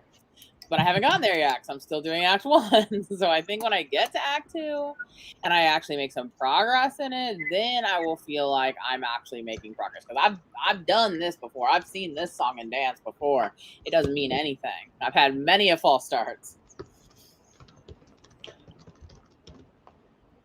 I think that, I don't know. I just think that you don't believe in yourself, and I feel like other people do. And you just need to believe in yourself, you know? Kevin, if you read what I've written, you would not believe in me. No, I don't believe that. I don't believe it. You're like, girl, what are you writing? This is so weird. You should read what I'm writing, okay? It's mostly dialogue. Mine's the opposite. It's just like a lot of her thoughts. Oh. Yeah, I get stuck in a loop where it's like I get all the way to the end of Act 1 and I'm like, no. Then I go back and I fix a bunch of stuff and I get to act 2 and I'm like, no, I gotta go back.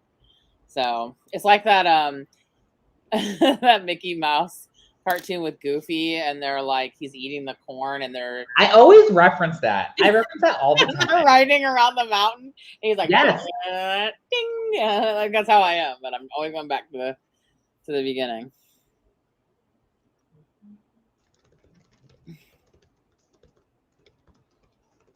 True, and I did try to like heavily outline first, and that was also a problem for me. I was like, I was getting so stuck in needing to have all the answers right then. And then that was like giving me paralysis. So I was like, that's why I'm just kind of like, look, I'm just going to write it. I have like key things, you know, like I have a rough outline. Yeah.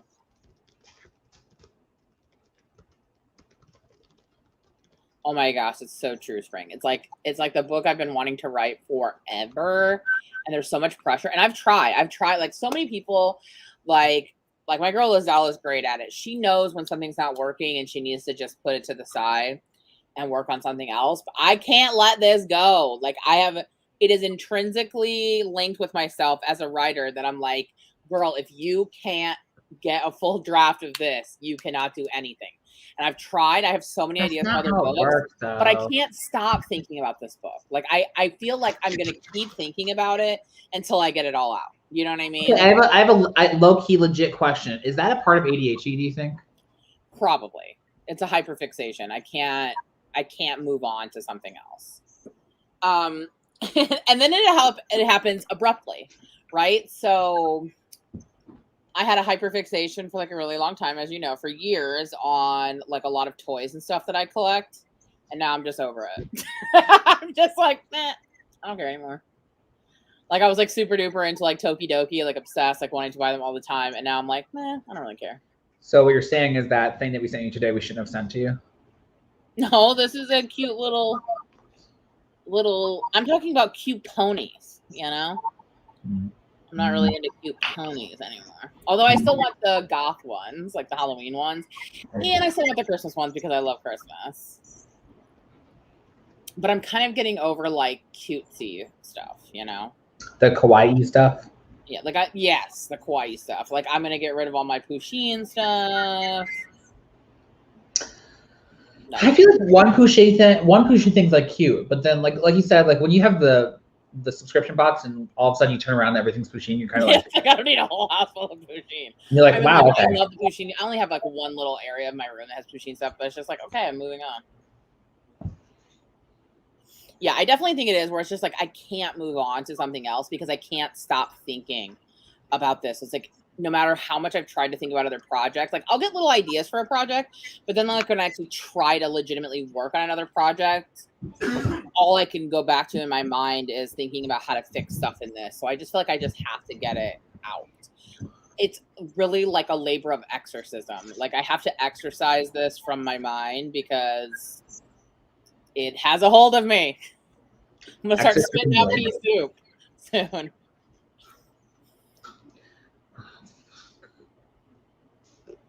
I haven't gone back so far, not even to reread. I'm too lazy to like fix anything. See, that's where I want to be. Well, congrats, Becca. Yeah.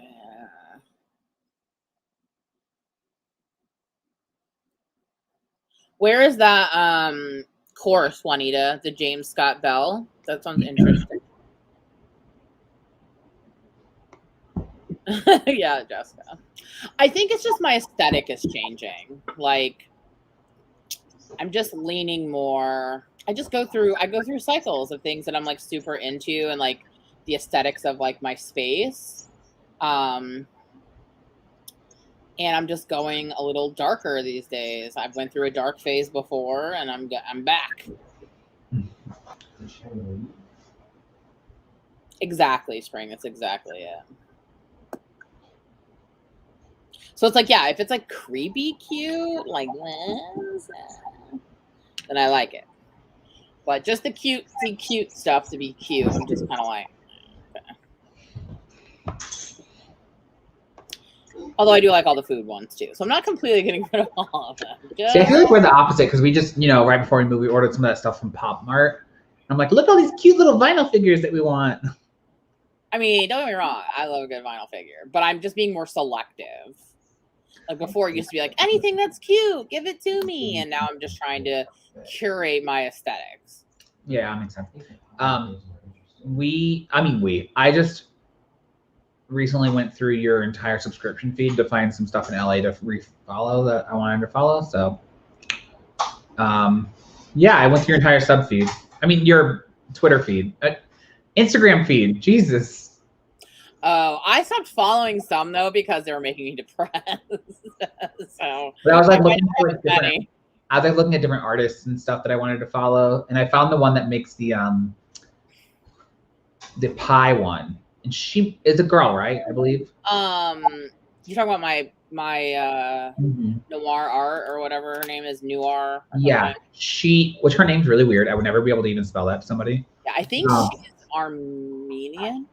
It's like Noir. I don't even know. Yeah, Noir or whatever. Yeah. So anyway, she's like my favorite.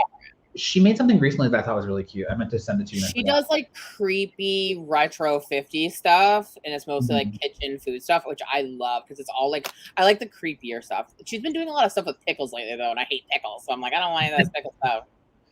But I love my Mr. Self-Indulgence and my little Scoopy. Let's see what's in the chat. Yes, Jessica, I am definitely back. I would say it's an elevated Hot Topic phase, but it's definitely back in my Hot Topic phase. Like I'm back to graphic tees all the time. Yeah. I'm getting back into like high school Laura. Which I've never dropped that stuff, but like I just go through phases of like I'm really weird. Like I have to have like aesthetics around me to like for my mood because I'm a very moody person and what is around me affects how I feel. And so for when I got out of my deep depression a couple of years ago, I needed things that were cute and happy and pretty and because they made me feel better. So I went through a phase where I was like super into like kawaii stuff and like pink and cute and like ponies and art, like all that kind of stuff. And I just bought tons of stuff and had it all over. And I have now been out of that depressive state long enough that I don't really need that anymore. And so I'm kind of like getting back into, because I avoided a lot of like the dark and like deeper stuff for a long time just because of my depression was so bad. But now that I'm like in a better place with that, even though I'm not in a better place with other things, I can get back into the things that I really like about, like the darker stuff. So I'm kind of leaning back into that with my aesthetics. So slowly curating new stuff. In fact, I want to put some new videos up on my toy channel because I got some new horror figures. You can see some of them back here. And some we've been even getting like new cute furniture and stuff. And I also got one of Damien's pieces of art of the creepy Annabelle doll. I forgot about that.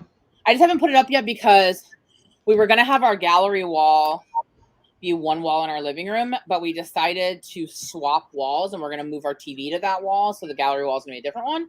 So we just haven't hung it yet. That's the plan for this week.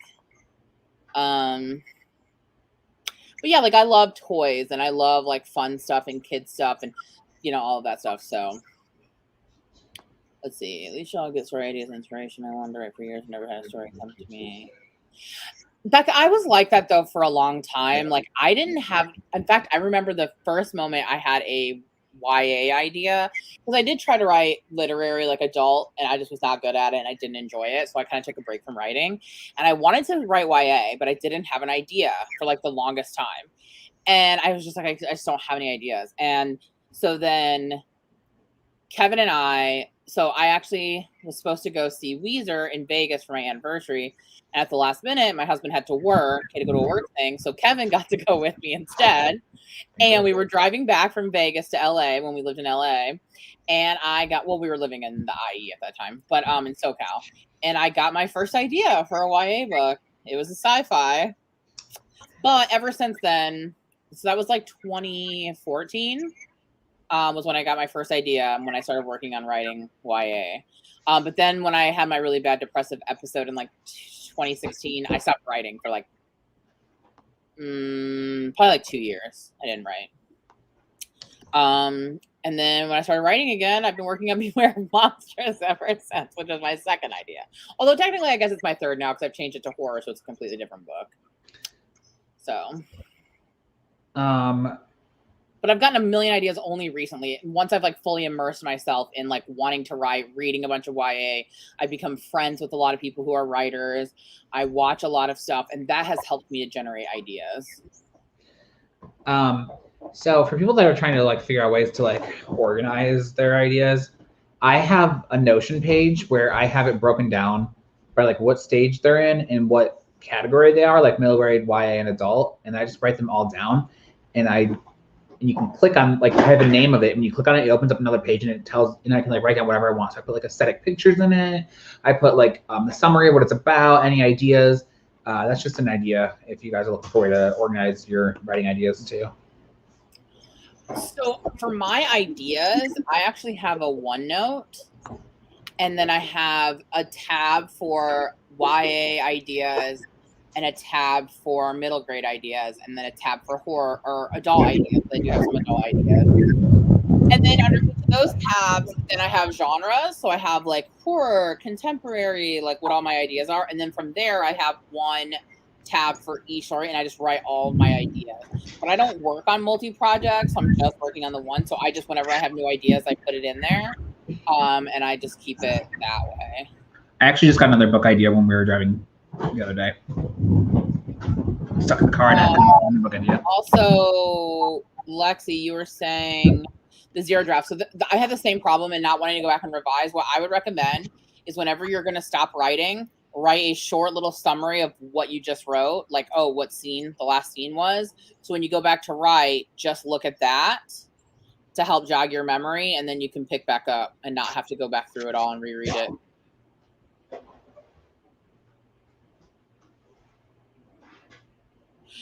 Gray, I'm with you that, like, honestly, whenever I do finish Beware of Monsters, I don't know what the next project will be.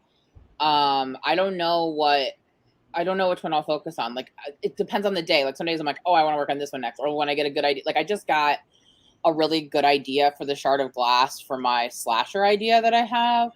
And so that kind of put that at the forefront for me. But it's kind of juggling. Like, I have a slasher idea I'd like to work on.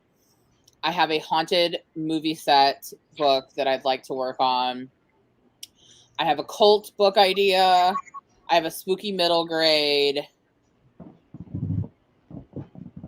And I feel like there was one more. So yeah, so I don't know which one I'll work on next. Yeah, I don't know what I'm going to work on next either. I'm just trying to think about it right now. That's a good recommendation too, Emily.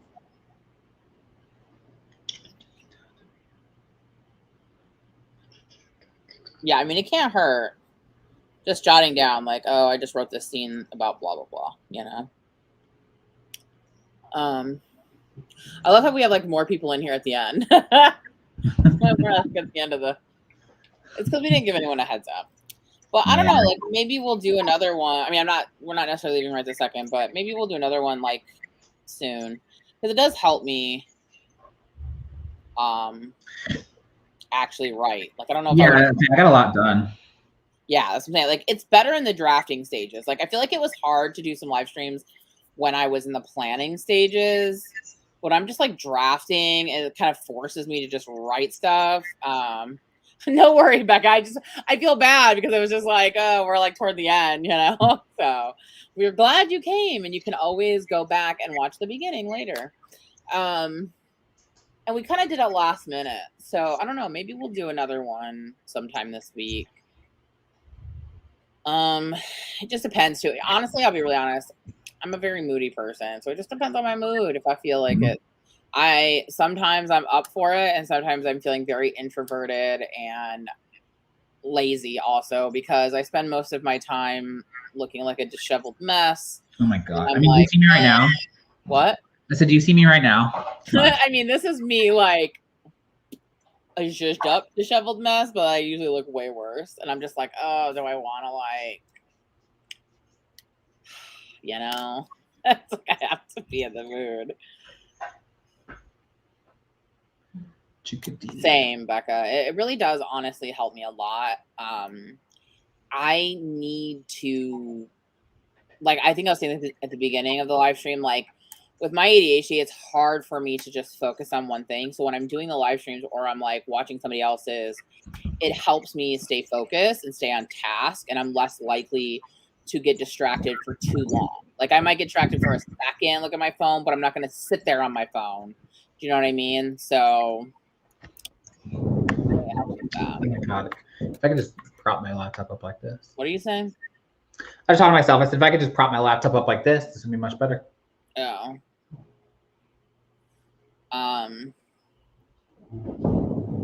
Yeah, Alexa's been doing a lot more lately. I just feel like people overall have just been doing less. I'm not saying people aren't doing them. I'm just saying they're definitely happening less than they used to. Yeah, there used to be like every day there was multiple. Yeah. And like I said, a lot of them happen when I'm working, and so I can't partake.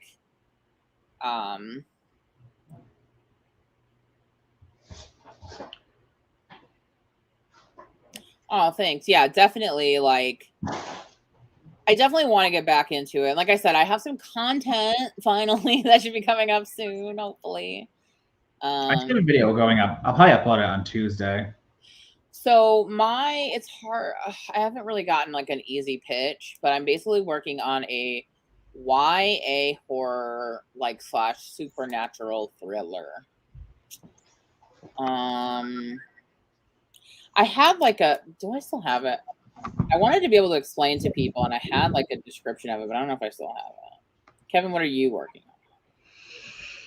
I am working on my middle grade. I wouldn't say it's spooky. I don't know. Supernatural middle grade book about a boy who doesn't feel like he fits in, and he meets a ghost that makes him feel like he finally started to fit in somewhere. But then shenanigans happen. Bad shenanigans. Yeah, I definitely think that writing can be such a solo process that it helps to have other, I agree, like, people to work with you. Kevin, I sent you a description of my book, and now I can't find it. Yeah, I don't know. You text me a lot, so who knows? I know. It's like impossible to find it. Why do I have a note that says she is a serial killer pen pal? Laura's goals in life. Wait, I'm trying to think of a keyword. You can search text. Just think of a keyword that you used in it. Can you think of any word in it you used? I have so many book ideas in my notes. That's it. That's the pitch. The serial killer pen pal. Also, why do I have 16.5 inches wide?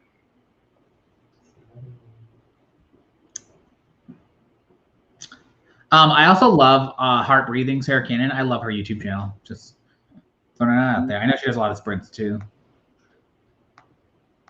Oh. I was just about to check. I don't know. I did at some point write something that I was going to use as a description. But... No, 4 stops away. Oh, I found like one, but it's terrible. I don't want to read that. So yeah, someday I'll have something that can explain it. But look out for one of Laura's upcoming videos where she'll explain what her book's about. Yeah.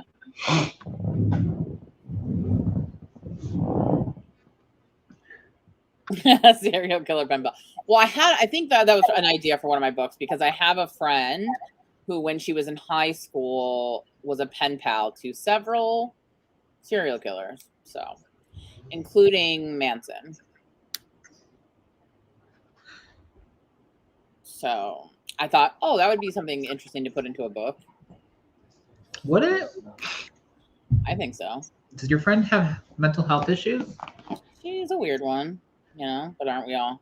Like, it's one thing to be into true crime. Like, of course, I'm into true crime. Our friends are into true crime. You're into true crime. It's another thing to converse with a serial killer. I don't judge, Kevin. I don't kink shame. That's not. Come, shut up. All right. Elaine, are you talking about my book or Laura's book? Because circus related, I have a circus related book, but it's different. Yes, Kevin has a circus related one. It's a high fantasy circus book, which I have been brainstorming a lot for recently. So that one could be in the future. But I also have a horror book idea. Now that Laura's been talking nonstop about horror, so it's all that's on the mind. I put the horror in horror. That's for damn sure. There's no circus in mine. No. Mine has like a kind of a urban legend book. So it's a lot like Fear Street, where it's like there's an urban legend in this small town of like this person who still like haunts the area, and the girl and her friends investigate it, and they bite off way more than they can chew. I'll just leave it at that. Until I have a better description of it. Hey, Becca, I love vampire stories, so I'm here for it.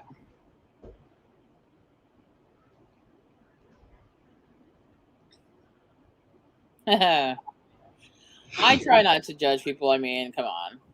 It's hard not to.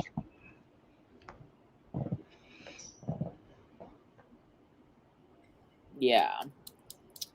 Yeah. Bradley, but evil. Bradley. Kinda, yeah.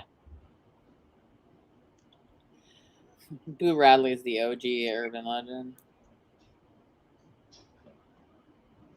But it has haunted cornfields, and I had like a description of like the books that it combined, and now I can't remember. I know it was Burn Our Bodies Down meets Fear Street, I guess. The Fear Street movies. If you haven't read Burn Our Bodies Down, hello, Miranda. If you haven't read Burn Our Bodies Down, it is by Rory Power, who also wrote Wilder Girls, and it's about some wonky stuff that'd be happening in the cornfields. So that would be the tagline for my book. Some wonky stuff be happening in the cornfields. Hello, Miranda. Yeah, we just kind of popped up like an unwanted zit a few hours ago. Yeah. You DNF'd it, Elaine? That's fair. I'm gonna request when I sell a book someday that you guys never tell me if you DNF one of my. I don't think anyone would tell you if they DNF'd your book. I don't know. I've seen some crazy stuff on Twitter. Oh, Lizelle. I messaged you, Lizelle, to tell you we were gonna be live. Yeah. That's what I'm saying. Everyone's just now coming up. We went live like almost 3 hours ago. Miranda, the only zit I've ever wanted. Dude, I love Children of the Corn. Oh my god, we rewatched the movie like, I don't know, like a month ago. It is so good. It still holds up. Bananas, I'll be talking about the PNW in my upcoming blog probably next week. You'll see all my stuff. I have a whole list of movies horror movies I want to watch. It was all, I want to see it, but I can't go to the theaters because of COVID. But I really wanted to because I really want to support the movie. I love Marvel. I love the guy who plays Shang-Chi, like from Kim's Convenience. And I really want to support like an Asian supported movie. I will as soon as I can rent it, like buy it. I will. What's the Becca treatment? I don't know. I'm just saying. I disagreed. Like my thing is, if you don't like my books, just don't tell me. Just don't tell me you read it. I'd rather pretend like you never read it.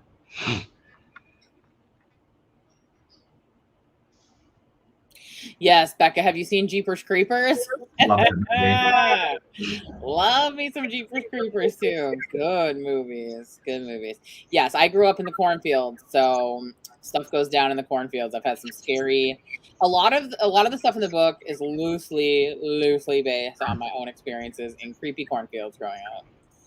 So also that's Clown in a Cornfield also has some creepy stuff happening in cornfields. I just feel like there's so many books about like creepy woods and creepy forests. And I'm like, no, I'm here for the creepy cornfields. These cornfields can also be creepy.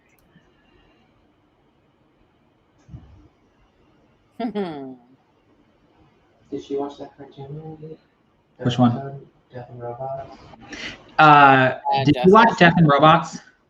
Did I watch what? The episode of Death and Robots that Damien told you about? No, not yet. What's the name of it again? Writing it down. He's looking it up. But Death and Robots is the show. Second season. Second season. You said Destin Robots? Death and Robots. Oh yeah, Death and Robots. It's on Netflix. It's the second season.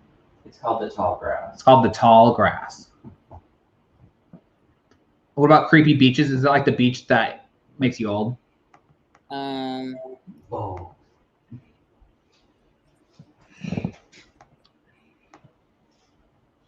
Lizelle said Death and Robots is so good. Creepy beaches. So I do have a beach. My slasher idea takes place at a beach. So it's my love letter to where I currently live in the North Carolina beaches. That's where it takes place. Jessica Williamson said, "Hi, Damien." I Okay, love a creepy lake. I do love a creepy lake. that's your hint of Damien for the day. Wait, did you show me? Yeah, you're wearing pants. I agree, Becca. Cornfields are better than the woods. I just feel like the creepy woods has been done so many times. Love the idea of a creepy sunflower field. So I love sunflowers, and I actually use them in my book. So I'm here for the sunflower content. It's like one of my favorite flowers. I usually get them for my birthday. Which reminds me, gotta remind Aaron that tomorrow's Labor Day. We've decided that we've established that I get flowers on every holiday. So On every holiday? yes. Moving forward, I get flowers on every holiday. So I need to get me some Labor Day flowers tomorrow.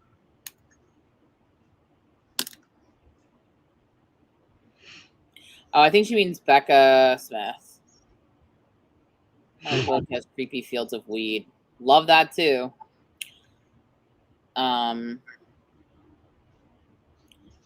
What did I see? I saw something like, did you ever watch the show Weeds? I loved that show. It was so good. Although I hated the main character.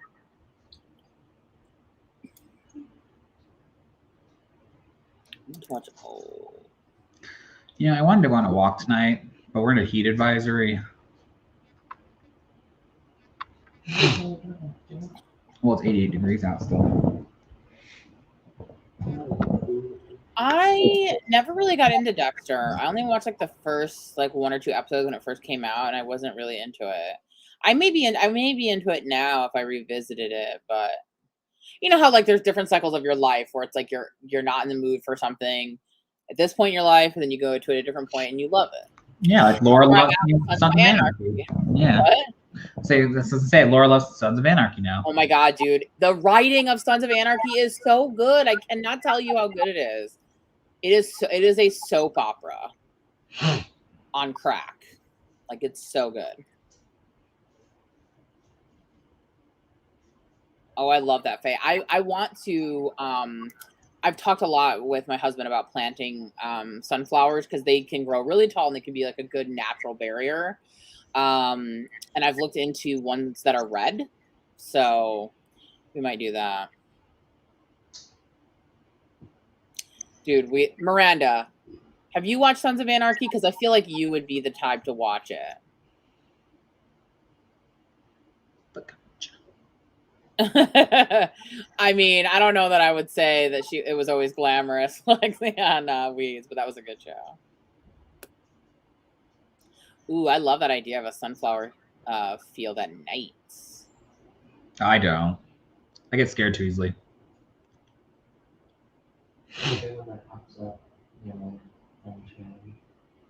What?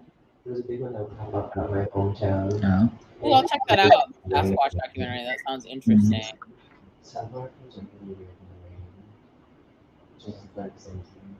Okay, Miranda, I'm going to tell you right now. They were not my thing either, right? So I avoided watching it for so long because I actually hate motorcycles. Kevin can attest to this. I hate motorcycles. Hate them so much. They're so loud and annoying and obnoxious. And I was just like, why would I want to watch a show about a motorcycle gang? In what way would this ever interest me, right? And then I just randomly the other night, I was like, well, hey, I want drama, right? I just want to watch something that has like heavy drama. So I tried it, and it's literally a retelling of Hamlet, and it is so good at it. Like, it is insanely good. Like, the writing is so good. I can't say it enough. Is the writing so good? It is so good. So good. I mean, there's some cringy dialogue moments, I'm not gonna lie, but like they're not that bad. And my favorite is Gemma, who is played by the mom from Married with Children. Yeah. She is phenomenal in that show. Like, blew my mind how good she is. She's the mom, she's the house in Smart House. Yeah. The Disney Channel original movie. So I'm gonna put it out there. I say everyone should give it at least one episode. Try it out, see what you think. Come back to me. Let them know Laura sent you. Tell them Large Marge sent you. Large Marge sent you. Fun fact: Laura and I have been to that cafe. It's closed down. You can not go inside. We just saw the outside of it. Oh my god, Opie is like my favorite. Opie and Gemma are my favorite. Yes, Opie. I don't know what that means. He was in a bunch of like 90s movies. Why can't I'm blanking on all of them? You would know who he is. And I have a controversial opinion that I think he's hotter than the main guy, Charlie Hoonan or whatever his name is. I don't like the blonde hair. Doesn't do it for me. Who played Opie in Sons of Anarchy? Ryan Hurst. Ooh, he's looking old. He's older than me. He has a really long gray beard. You know he's on Walking Dead? Is he? Yeah. No, it's not a reality show, Anita. It's a drama. I don't think this guy's attractive at all. And Sons of Anarchy takes place in NorCal, but it actually is filmed in SoCal. You would recognize so much of it, Kev. It's like a lot of it is like Tujunga area and like Burbank, Glendale, like all of that area. There's a lot of it's filmed there.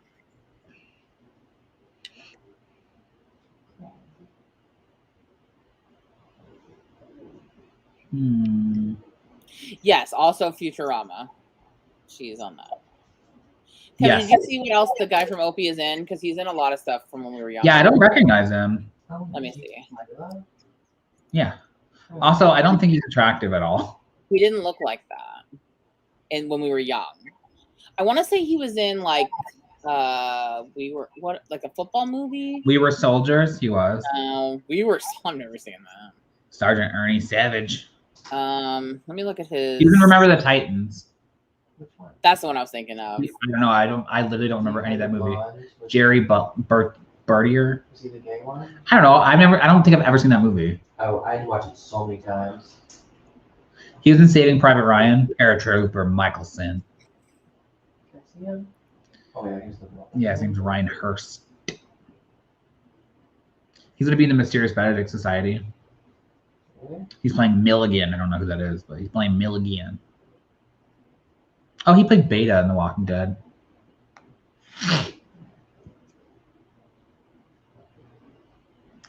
Jessica, I don't understand the obsession with Timothy Chalamet. I do not think he's attractive. No. No, that's a no for me on Timothy Chalamet. Thank you.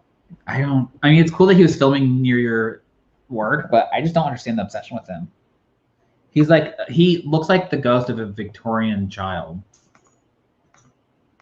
He looks like he died in the donut. He's too wispy. Like he's too like Exactly. Like thin and translucent. Yeah, like he looks like he died of like, I don't know, dysentery or something. Not dysentery, but like I like one of those diseases they died from the Victorian era. I like big, scruffy. I don't mind a nice twink. But Timothy Chalamet is not a nice twink.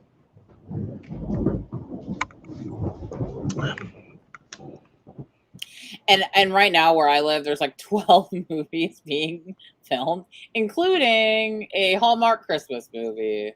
You should be an extra in it. No. All the like recent horror movies have been filmed here. Like the new one that's coming out with Ethan Hawke, which is supposed to be a contender for most scariest with Sinister. It's called like Black Phone or something.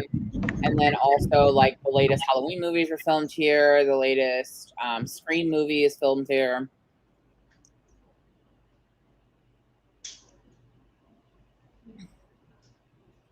Yeah, translucent, exactly. Like a wee Victorian boy. He definitely is the kind of boy that young girls would be interested in. He's definitely Victorian child. Is a good way to describe him. Like he's definitely someone's type. I'm not trying to hate on someone's looks. He's just not my type. Yeah. Oh, I loved his skit with Pete Davidson. Oh, you skirt. That one? That's what you did. Oh, I hear that all the time on TikTok. Like, you never loved me, Mom. Yeah, Damien and I say that to each other all the time. Oh, it's so funny. Our groceries will be delivered soon. Yeah, we should probably wrap it up. Speaking of Sons of Anarchy, I'm going to watch an episode and check in on my Sims for a little bit. I'm going to put my groceries away. I just had my Gen 9 be born. You're way ahead. I don't know what I'm going to do after the 10 Gen. Keep playing the Gen until everyone catches up with you.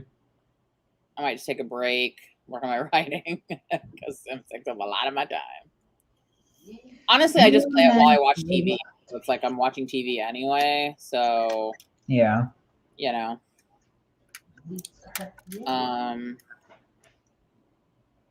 I was so mad because I moved out of my family because it was going to be 9, you know, and I didn't want to lose someone. And then she ended up not even having the twin, so I could. Oh. Sure. Oh well. Yes, thank you for coming. Yeah, thank you for coming, everybody. Since this is so last minute and out of nowhere. Yeah, thank you everyone for joining. Miranda, sorry. But if you didn't get a if you didn't get a chance to catch the beginning of the live stream, you can always rewatch from the beginning and use those sprints to get some work done. And then go subscribe to me. What? And then go subscribe to me. I'll have a video coming out next week. Oh yeah, and if you're not subscribed to me and Kevi, yeah, I should have some content out on the channel this week. I should. I know I've said this before and then not followed through, but I definitely intend to have something out. I've literally had a video filmed for like 2 weeks and I just haven't edited it. So I will be having a video going up. Yeah. And yeah, I think maybe we'll try to do a live stream again sometime in the very near future. So it'll probably be on my channel next time. So subscribe to me. No, don't stay subscribed if you already are. Oh my gosh, 4 a.m. Bananas. All right, folks. Well, thanks for hanging out. I wish you all the best of luck on your writing journey, and hopefully we will connect again soon. Any parting words, Kevi? I love y'all very much, and it was very fun hanging out. That was really quiet. I don't think anyone actually heard it. It was very fun hanging out with all of you, and I miss you.